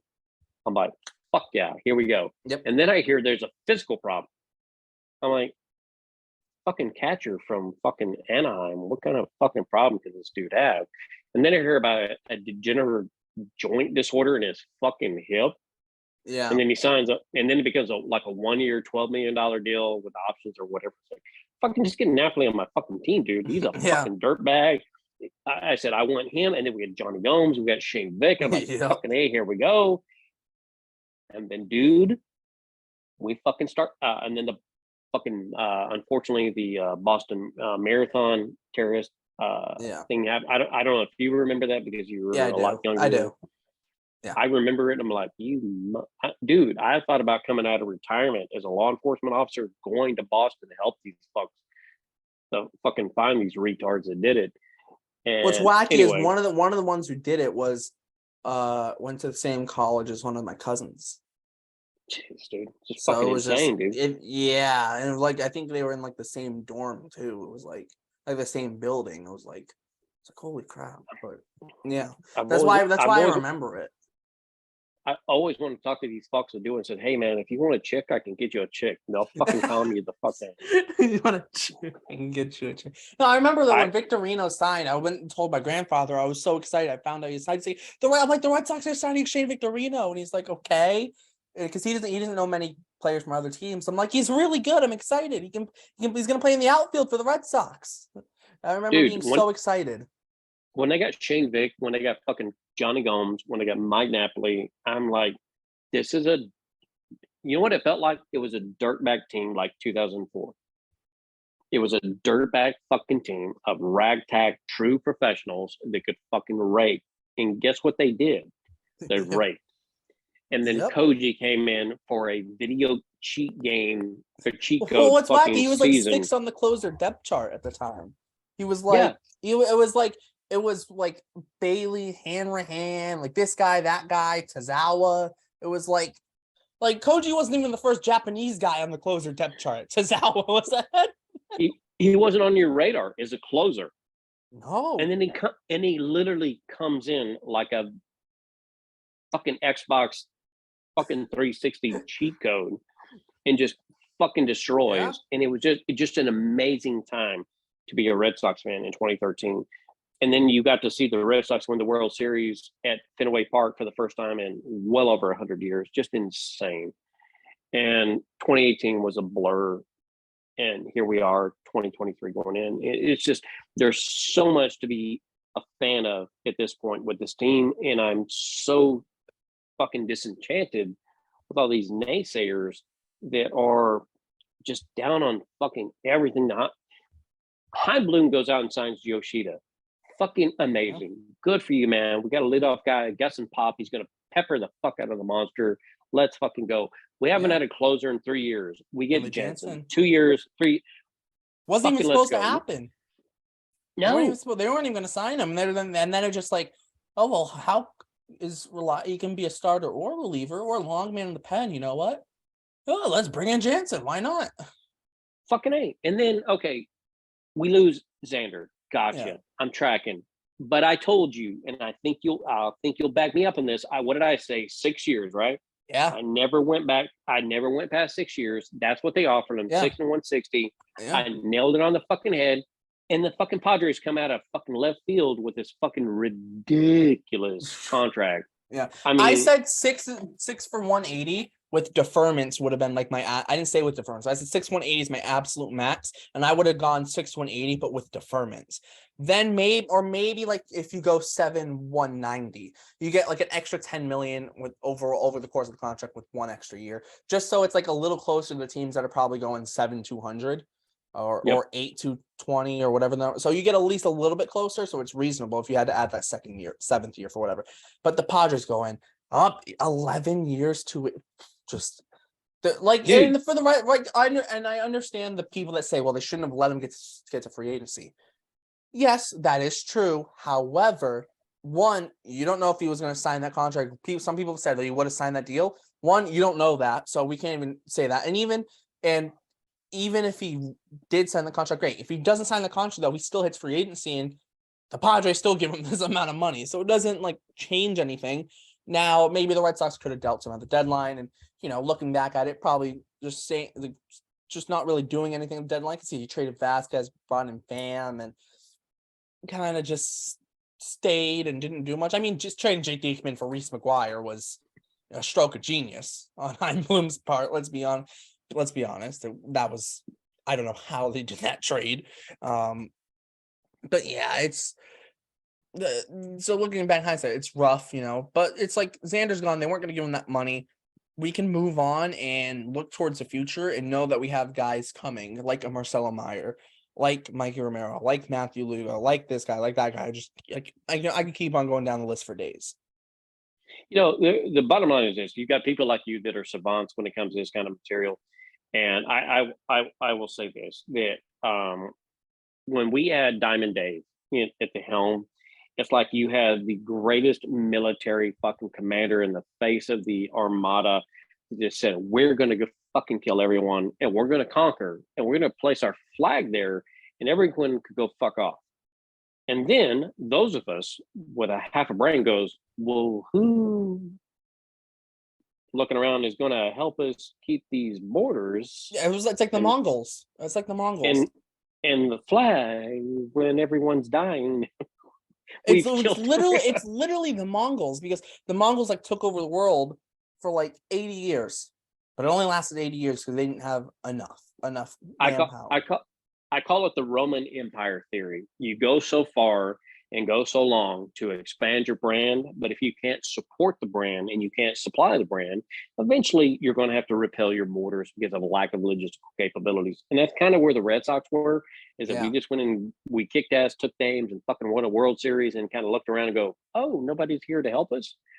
So Chaim Bloom, God bless him, the poor little fuck had to come in, and his first job was to trade Mookie Betts. Good luck with that, fuck. Yeah. And that kind of turned people against him from the start. Well, Mookie Betts could have flat out come on Boston media and said, fuck the Red Sox with a big black fucking dick, and I'm done. And here we go. I'm going to free agency. And people still would have been upset the trade. 100%. 100%. You're the Red Sox. You can pay him. But let's be honest. The Red Sox before Rafi, they've never made a commitment like that. Never. Yeah. And I think they only made that commitment to Rafi because they're confident in Rafi, and two, also when that Mookie situation was totally different because Dave Dombrowski, what did he do? Just signed all these guys to big old contracts, and okay, yeah, you can re-sign Mookie. How's staying over the luxury tax for the next 3 years after you've already been over it for 2 years sound? Doesn't sound good if you're an owner trying to not hit that third-year tax. I think the Red Sox do the best they absolutely can within the construct. And as fans, we're going to be critical of every single fucking move they make, no matter what that move is. Good, bad, or indifferent, Sox fans are going to be fucking just archaically bad because we won a World Series championship. We do. And I get that. Hey, man, when I said I want to take all you fuckers with me to Boston to celebrate a World Series championship, you fucks, you wait till I come and send. I'm not coming to get you. Someone that represents me is going to come show up at my door and be like, I'm here to pick up Derek, take him to Boston. Or they say Derek. They'll say Derek. They'll say, I'm here to pick up Stats, and my family will be like, who's that? There's going to be some really nice man that comes to your door and says, hi, are you Stats? And you're going to say, yeah. And then they're going to grab you and cloak you and throw you in a fucking black Suburban. And the next thing you know, you're going to be hanging out with me across the street at 4 Jersey Street, getting ready for the Red Sox to play the World Series. And you know what you're going to do? Nothing except say, hey, Taylor, how are you? Good to see you. I expected this. And that's what all Red Sox fans want. We want to be cloaked and daggered and swept off our feet for another World Series title. But we don't care how we get that. But we're going to be critical. We'll be critical, but we'll be critical. But if the end result is a World Series, that criticism will fade away because we just won. Times have you seen my Twitter feed where I've simply said the fucking Red Sox are gonna fuck around and win it all, or something like that? I don't give a thunderous fuck who is playing what position, regardless of their contract, as long as the Red Sox win the World Series. The Red Sox could pay some random dude off the street $100 million for 1 year if it means they win the World Series. I don't care. They could have a guy named JoJo the Fuckboy, and I will get a jersey that says "Fuckboy" on the back, and it could be the number 69 for all I care.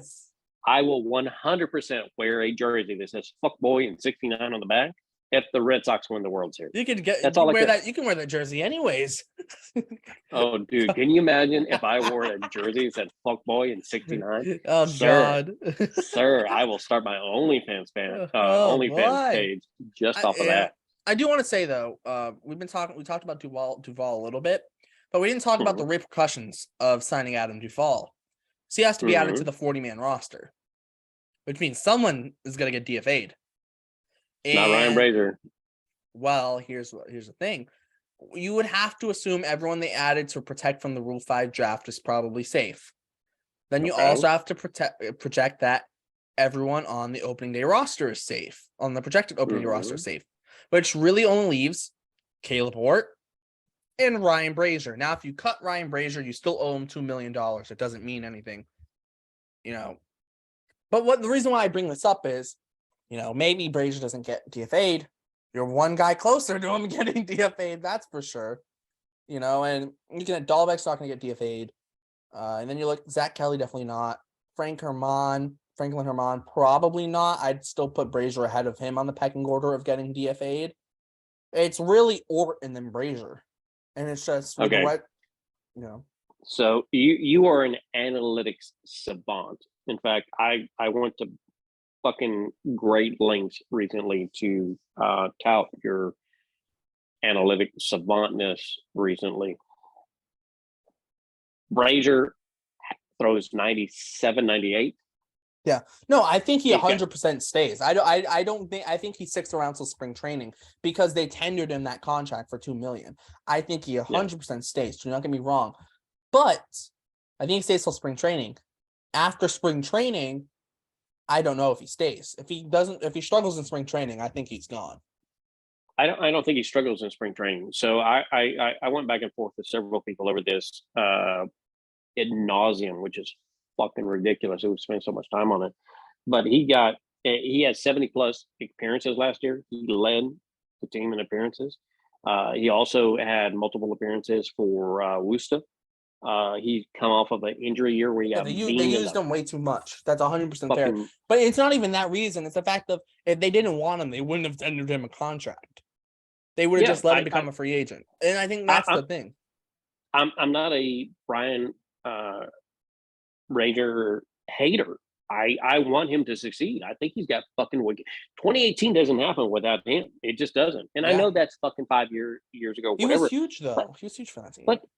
But fuck you, man. The guy throws 96, 97. That's standing at, you know what? Fuck you. Stand in a box and tell me you can hit 96, 97. You fuck. Or remember when he told, I forget who it was. It was against the Yankees. I forget who it was, and he yelled at the Yankees hitter, like, get in the box, because he kept on stepping out. Yeah, get in the motherfucking box. You throw 96, 97, you're gonna fucking get some people out.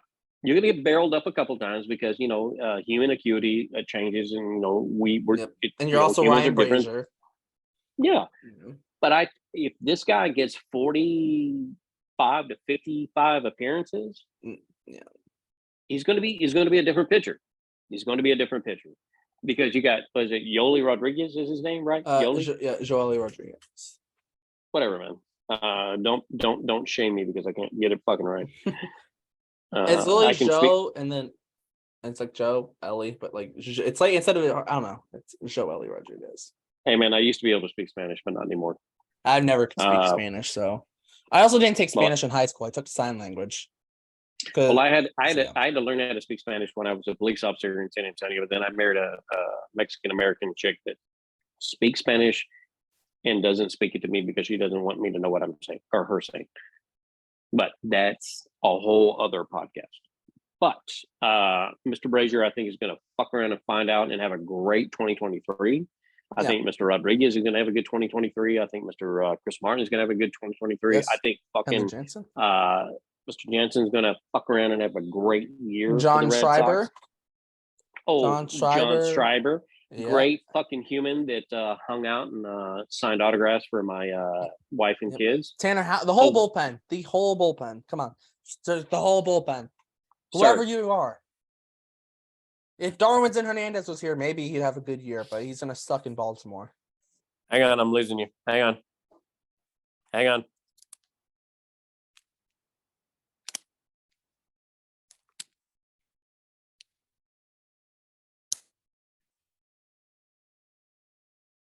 You good? You good?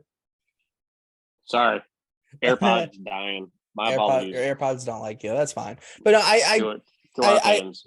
yeah, but I do think that we're looking at it, and this team in 2023, it's gonna be fun. It's gonna be a lot of guys, a lot of likable faces, a lot of likable personalities, and like you look at this team. Is it the most talented? No. Even whichever story, it wasn't going to be the most talented team. But if they can stay healthy, have a little bit of luck on their side, which every good team needs, they can get into the playoffs. And when you get into the playoffs, no one knows what can happen. No one knows what will happen. All right. Anything can So happen. let me ask you this, man. As good as you are when it comes to stats, you are my stat masterson. I have defended you ad nauseum because of your analytical mind and your diversity when it comes to the information we need to be successful. These are professionals, right? Yeah. They're professionals. They are 30 teams that need 40 roster spots. That's 1,200 humans out of 8 billion fucking people. And they are part of that esoteric group. So if one falls, should they not be able to step up and fill the fucking void being one of that 1,200? And the answer, sir, I think unequivocally is yes. So I will go to fucking war with the 2023 Red Sox as they sit today after the signing of Adam Duvall. And I will win the fucking World Series with them because they are one of 1,200. It's the Battle of Thermopylae. I am Leonidas. This is my Sparta. And these fucks better get on the goddamn train or I will fucking slaughter them and leave them to the side. And that's where I'm at with the Red Sox. Get everyone get aboard this train. We're moving. We're pushing towards the World Series. But also too, the thing with like this year and the thing, like they're not done making moves. Like they're still looking to make a move for a middle infield, or whether it's a shortstop or second baseman, or whether it's Kike at short, Kike at second, Kike in center, Kike playing catcher at this point. I don't even know. Yeah, they're gonna put out a team, and as Red Sox fans, we're gonna support that team, whether they're good, bad, middle of the pack. Who cares? We're going to support this team. We did a Twitter space in that 28-5 game or 28 or whatever the score was. We did a Twitter space for that whole game. That whole game. At the end of the game, we were still rooting for the Red Sox. Dude, I think I went outside and was chucking fly balls with my son at some point just to break the time because it was 20-5. It was fucking insane. It's where you have to be passionate about the Red Sox. You just have to be. You don't watch that game all the way through if you're not passionate about this team. Derek, how many times did we talk to each other during fucking shit games? I mean, just talking to talk. Dude, I talked to you about the Red Sox during traffic and in San Antonio ad nauseum, for 45 minutes at a time, which is some of the best conversations I've ever had with another human being. So you have to be passionate about the Sox or you're not a fucking fan. Whatever team you root for, be passionate about them in that capacity. And if you're not, fuck off, you're not a fan. And these fair weather fans, dude, you've seen Fenway South. I can't wait till you come here officially. We've already made room for you at the Taylor House. There's a Stats Masterson bedroom with its own bathroom, by the way. But clean up after yourself when you get here, you fucker. If you're not passionate about your team, then why are you passionate? Good, bad, or indifferent. So what I hate to see is a fan that bashes their team. Yeah, I get it. You want them to win, but fuck you, man. If you're not there to pick up the flag, criticism versus like just crapping on people. Like there's a difference of being like, it's like when if I write an essay at school, right? And when I was in high school, I'd write an essay. The teacher's not just going to say your paper sucks. They're going to say, you could work on this. Maybe this could be a little bit better, but I see what you're doing. Like, and that's the thing with the Red Sox. It's like, not everything's going to be perfect all the time. And yes, it's fine to say, I don't like this, I don't like that. But don't just take a dump on the team because you don't like one thing that they're doing or two things that they're doing. And it's like, and still always support them. It's like people who are Chaim Bloom haters. I hope the Red Sox suck so he gets kicked out of town. It's like, you're not like, no. You should want him to do good because he's running the Red Sox baseball team.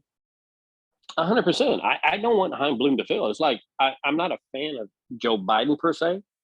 I'm not a fan of Donald Trump per se. But whoever is my commander in chief in the presidency, I want them to succeed because I want my country to succeed. Ergo, whoever's in charge of my beloved Red Sox, I want the fucking idiots to succeed because I want another World Series championship before I croak.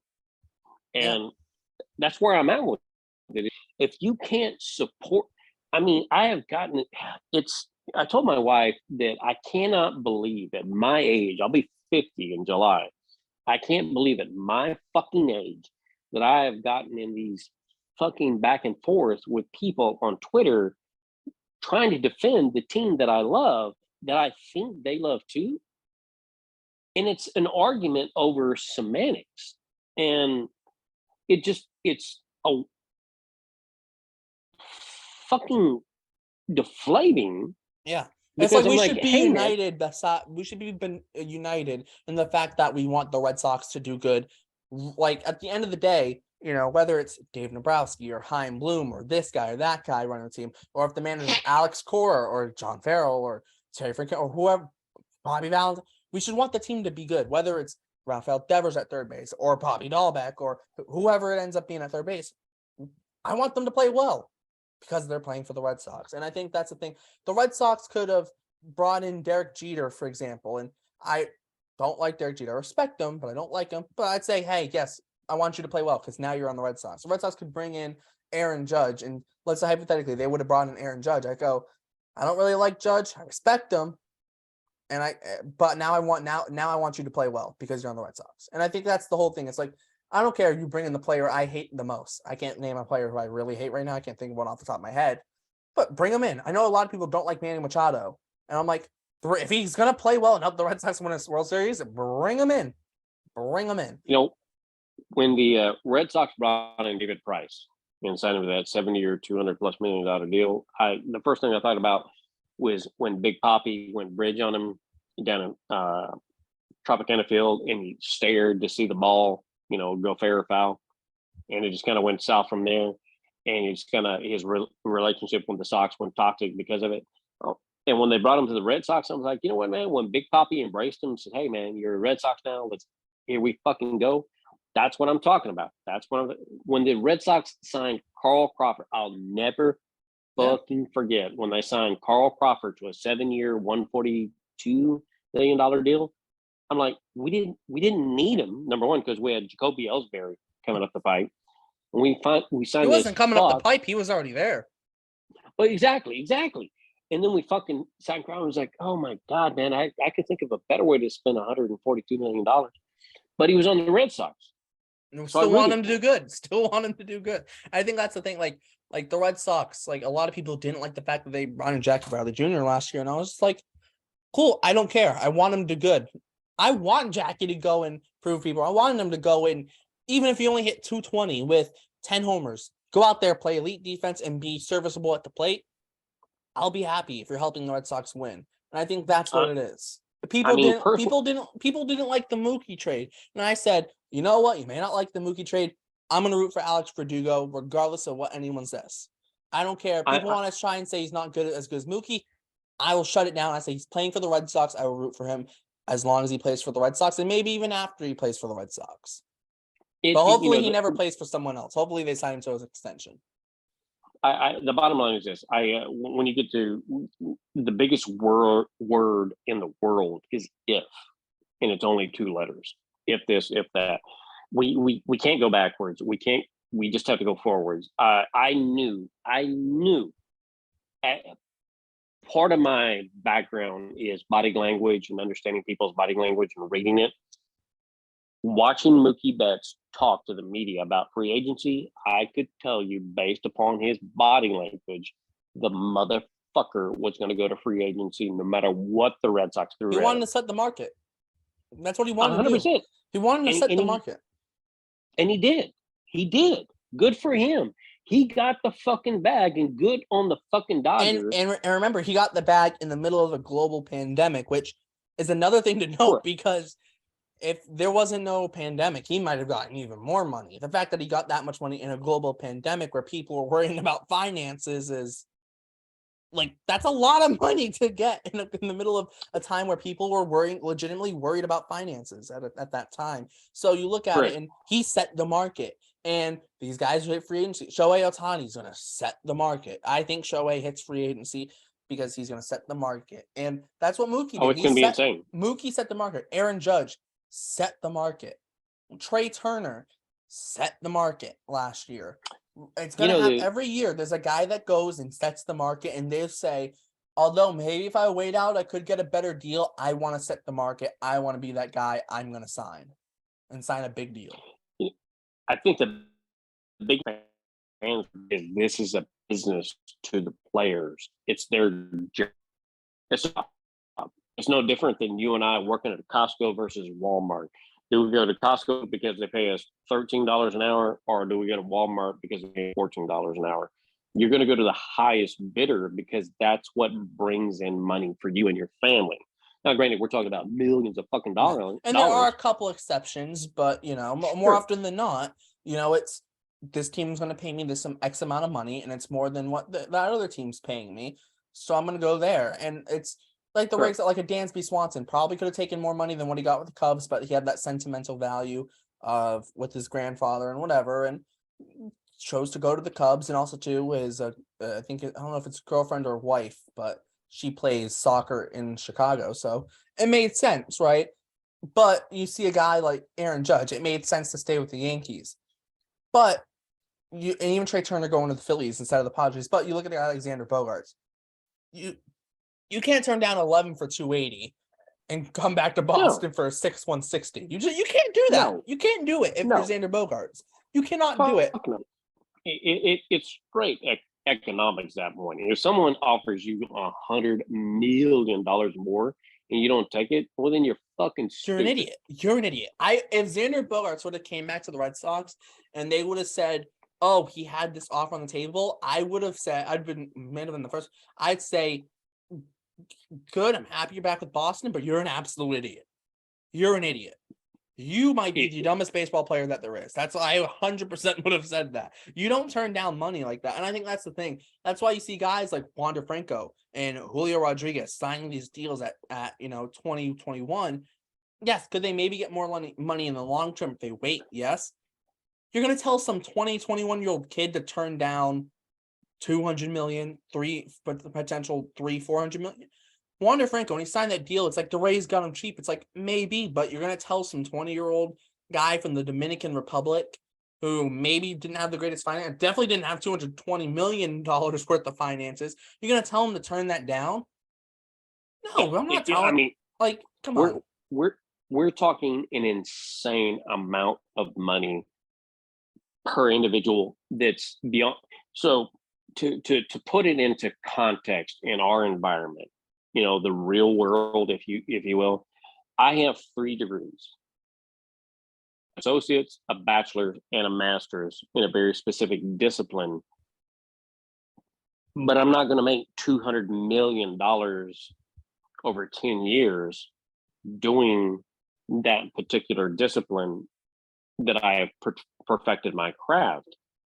So if you have someone that comes from nothing and you tell them, hey man, 6 months out of the year, you can fuck off. The other 6 months out of the year, you're going to play baseball and I'm going to pay you $200 million. You're going to take that money. Yeah, exactly.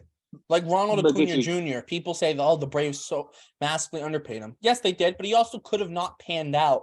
And that $100 million could have just not panned out. But it's the risk the Braves are willing to take. And if you're Ronald Acuna Jr., you're looking at it going, I can get $100 million guaranteed. Like, correct. How much money do you need in life? Like, that sets you up for life, and then you can still make more money. There's a guy at the Mariners who signed I forgot who it was. It's going to bother me that I don't remember. He signed like a $50 million contract, I think, and just didn't pan out. Guess what? If you're that guy and you would have turned that down, you come back and look at it, you'll be like, dang, I really should have taken that contract. You don't want to regret 100%. that. You don't want to regret the No. fact that you didn't take money. You take that money because at the very least, that's what you'll get. And you can always make more money later. Like Wander Franco can become a free agent later and make more money. Like Correct. he's still going to be a free agent when he's what, 30, 31? Yeah, it's He'll insane. get another big contract if he stays It's healthy, insane. obviously. It's insane the amount of money we're talking about. It's like we're talking about a $10 or $20 bill between you and I. It's just insane. Good for Xander Bogaerts Yes, and good his for family. him. Good for him. Good for fucking him. But did you and I not go back and forth at 2,300 hours the night that contract broke, and I was fucking bitching at you ad nauseum about how I thought it was a horrible fucking contract? I don't think it's a great contract. Do not get me wrong. I do It not is. disagree with you. It is. I mean, If the think you were the Padres, here's how I first see it person- though. Here's how I see it. If the Padres win a World Series this year with Xander Bogaerts on their team, it pays off for the contract because that's all they're trying to do. That's why they're spending so much money. That's why they went out and got Juan Soto. That's why they're potentially going to be all in on Shohei next year. It's to win a World Series because I'm pretty sure they have a group of 3 owners. It's like, and like the one of the owners is like the grandfather and he's getting old and they want to win before he dies. So if they win before he dies, success. And I can understand that and I see that. But when you think about it in a logistic sense of you're going to give Xander Bogaerts that much money for that long, yeah, it's an overpay for sure. But if you win, it's like the David Price deal. Is it a bad contract? Yes, but guess what? It makes it feel a little bit better because they won with him on the team under that contract. So you put it to the side a little bit. Yes, was it a good contract? No, but they won, so you can forgive it a little bit. You can at least forgive it. And I truly get the statistical unknown. I've taken statistics enough in my career to manipulate numbers in any way you want them to work, and I get that. And that's why it cracks me up when guys like yourself and GG guys and all these other guys go back and forth with statistical analytics. It gets down to one thing: 50-50. It's either going to happen or it's not. That's it. It's 50-50. I'm sorry. And the bottom line is this: we all want a World Series championship. It is the greatest fucking thing we can ever experience as fans of a franchise. It's beyond fucking cool. It's the best sex you could ever have on top of doing cocaine and drinking Jack Daniel's straight. There's no feeling like it. And I want it again. I want it for all of y'all. Not that I want to do Jack Daniels and do cocaine with you, but I want you to have the same feeling. That feeling of winning a World Series. It's stats or going to a World Series game, all that stuff. I'm telling you, you can get married and have fucking kids like I do. But being at game 1 and game 2 of the World Series in 2018 is the coolest thing I've ever done. It is. Yeah. And my kids taking their first steps, the first time they said dada or mama or whatever, or the first time they asked for money, whatever it is, it pales in comparison in that respect. And I want everyone that I care about to experience that because it's so fucking cool, man. And it's hard to get there. It's hard to win. Yeah. It's hard to win wars. And wars are often fought and you lose. And you have to be able to accept that. And that's what ultimately every year happens when you start a new season. You're fighting a war. Mm-hmm. Who's going to win that war? Yeah, more often than not, it's not going to be you. And that's why even winning one World Series is so hard. You look at, you go back to 2014, 2013. The Red Sox won in 13. Then it was Giants, Royals, Cubs, Astros. Then the Red Sox had a repeat. I mean they won a second one. Then it was the Nationals, the Dodgers, the Braves, and then the Astros just won a second one in that 10-year stretch. In 10 years, only 2 teams have won multiple World Series, and it was the Red Sox and Astros, and they both won their 2 5 years apart. The Red Sox in 13 and 18, Astros in 17 and 22.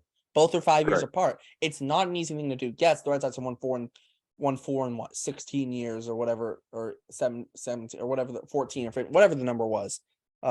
15 years, I think, or 4 and 15. That yes, the Giants won 3 and 5. That doesn't happen often. Doesn't. It doesn't happen. You Since the turn of the century, 2001 onwards, the Yankees have only won one World Series from 2000. So by turn of the century turned in 2001. So from 2001 to right now, 2023, the Yankees have only won one World Series. They won 26 the last decade. I mean, I'm sorry, not the last century. They won 26 the last century. They've only won one in 22 years?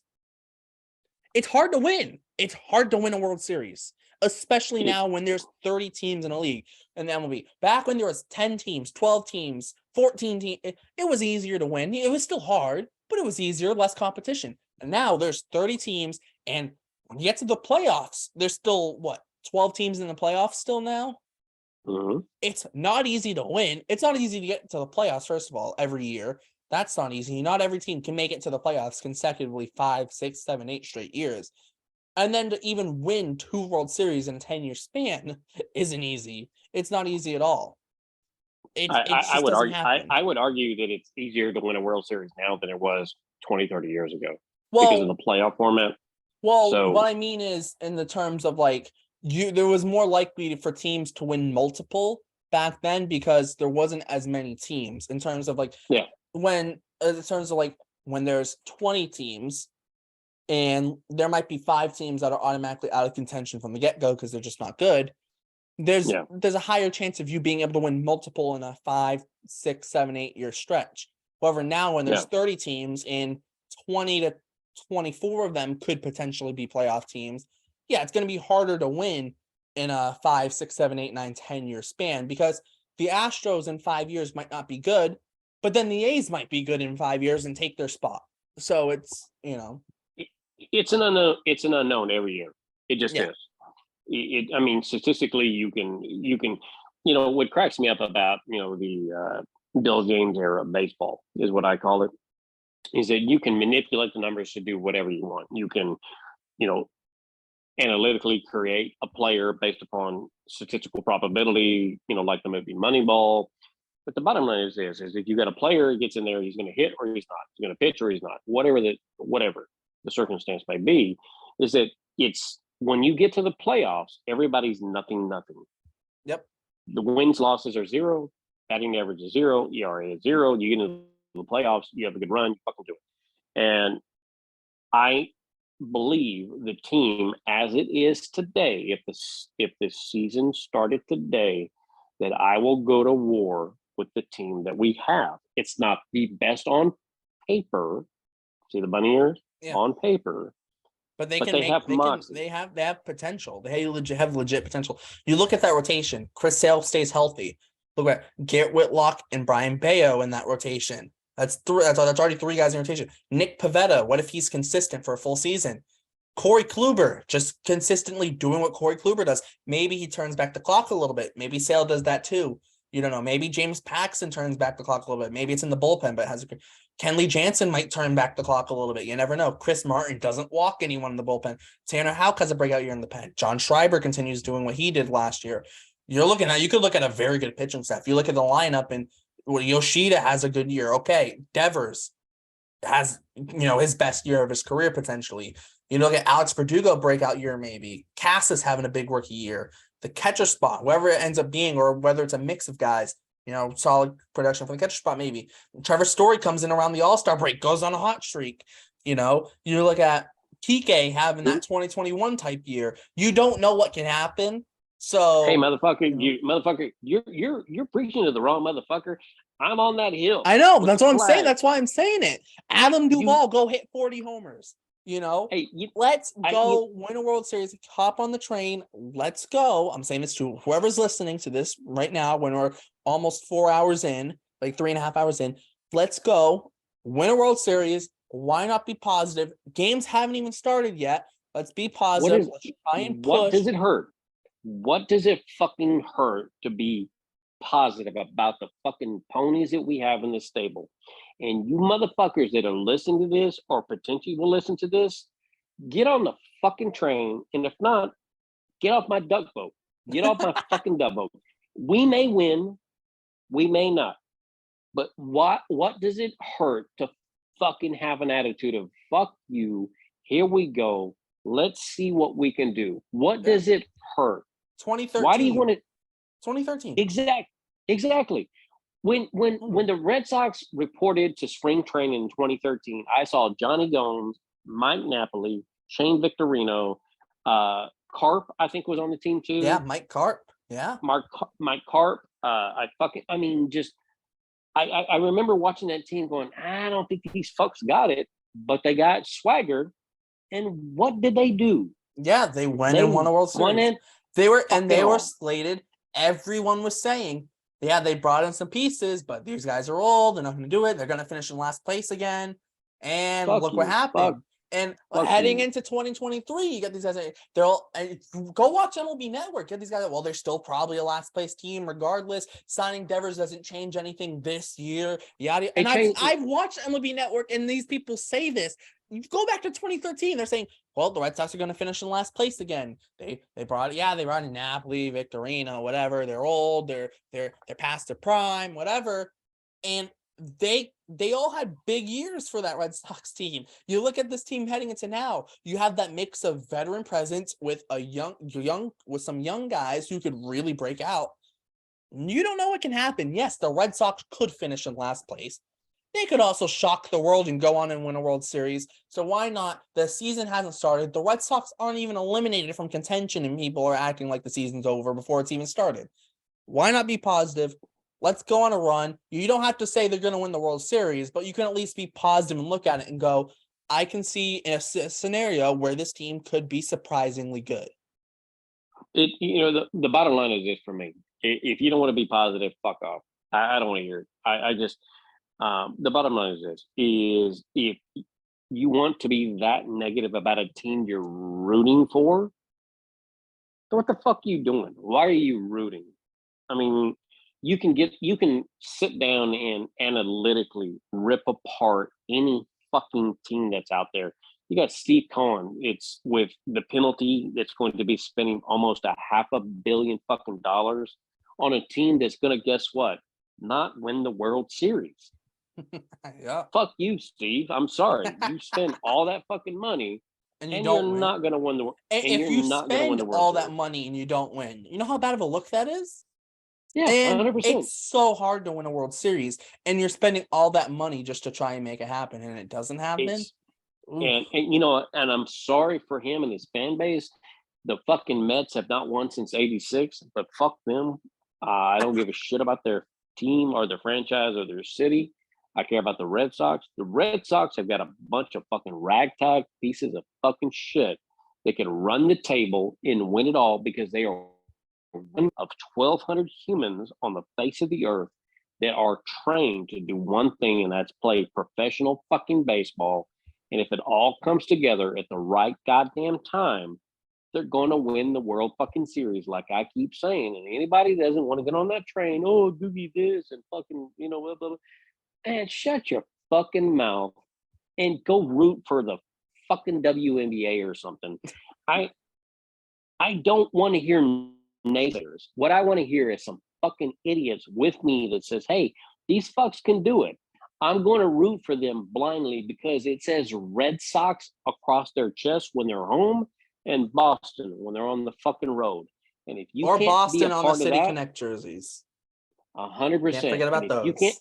If you can't be a part of that, then go fuck yourself and get off my duck boat because I don't want to be a fan with you because you're not a fan. You're a fucking piece of shit and you don't deserve another World Series victory with the Red Sox. Win, lose, or draw, root for your team. Whether it's a Red Sox or your personal sports franchise, root for your fucking team because that's your team. Yes. If you're good, not bad, rooting indifferent, for your root for team, then them. what kind of fucking fan are you? You've seen Fenway South. Look around this fucking piece of. If the Red Sox go 102-0, I'm gonna love them just as much if they go 0-162. And that's the key. I want them to win, but I love them. I love the Red Sox. I'm going to root for them. I'm so excited for pitchers and catchers and reporting in about 3 weeks. Yep. I can't wait to see the first spring training game on Nesson here at Fenway South.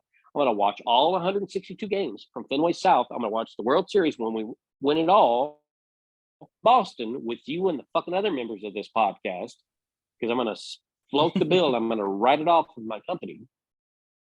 But if fans aren't willing to do that for their team, then you're not a fucking real fan. And then people are like, oh, yeah, well, I just want to root for them when they're good. Fuck you. Root for them when they're bad. Root for them when they're good and when they're bad. I say this all the time as a sports fan. I say, if you're not going to stick with your team through the hard times, you shouldn't be there for the good. You don't deserve to be there for the good times. And Correct. This isn't saying you can't, say, I don't like what the team's doing. We're not saying that. You can have constructive criticism for the team. However, when it comes to a point when you just take a crap on them and you're just going to be extremely negative just because you're going to be negative and whatever, people, if like for Red Sox fans, like if you're going to be negative because they signed Rafael Devers, like what are you doing? Like, let's be honest. Dude, and I didn't see many people do that, but I did see like, like the rare occasional person here or there and be like, I don't like 11 years, yada, yada, yada. And it's stupid, but it's like, it's not stupid. They just locked up the star of their franchise. And it's like, support the guy. Like, I understand you might not, and it's like the whole thing. It's like, you might not like what they're doing, but you could still support them. Dude, it was such bullshit when they fucking signed Rafi, because there were so many fucking idiots that got on multiple social media platforms.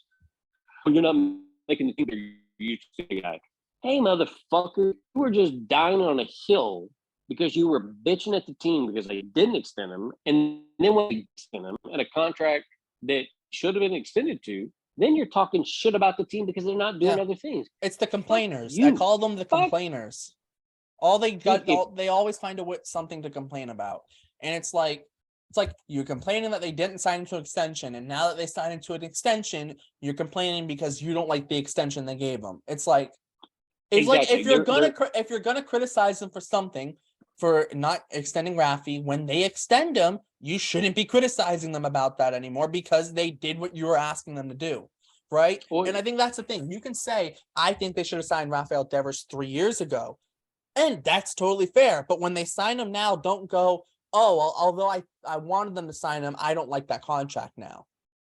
Yeah, all you were asking was that for them to extend him, and now they did that, and now you're gonna be upset. It's like, come on. It's like, let's be honest. Like, come on.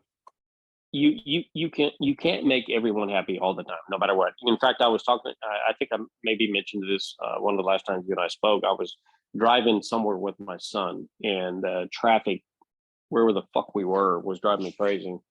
And I was talking about people being fucking idiots. And I looked at my son, I said, you know what, man, no matter what you do in life, someone is always going to bitch. And I said, you can give every fucking idiot in this world $5,000. Every single human, $5,000. And someone would say, well, why not $10,000? And I'm like, you know what? Fuck you and fuck off. And I hate your attitude. And you're the reason there's a problem.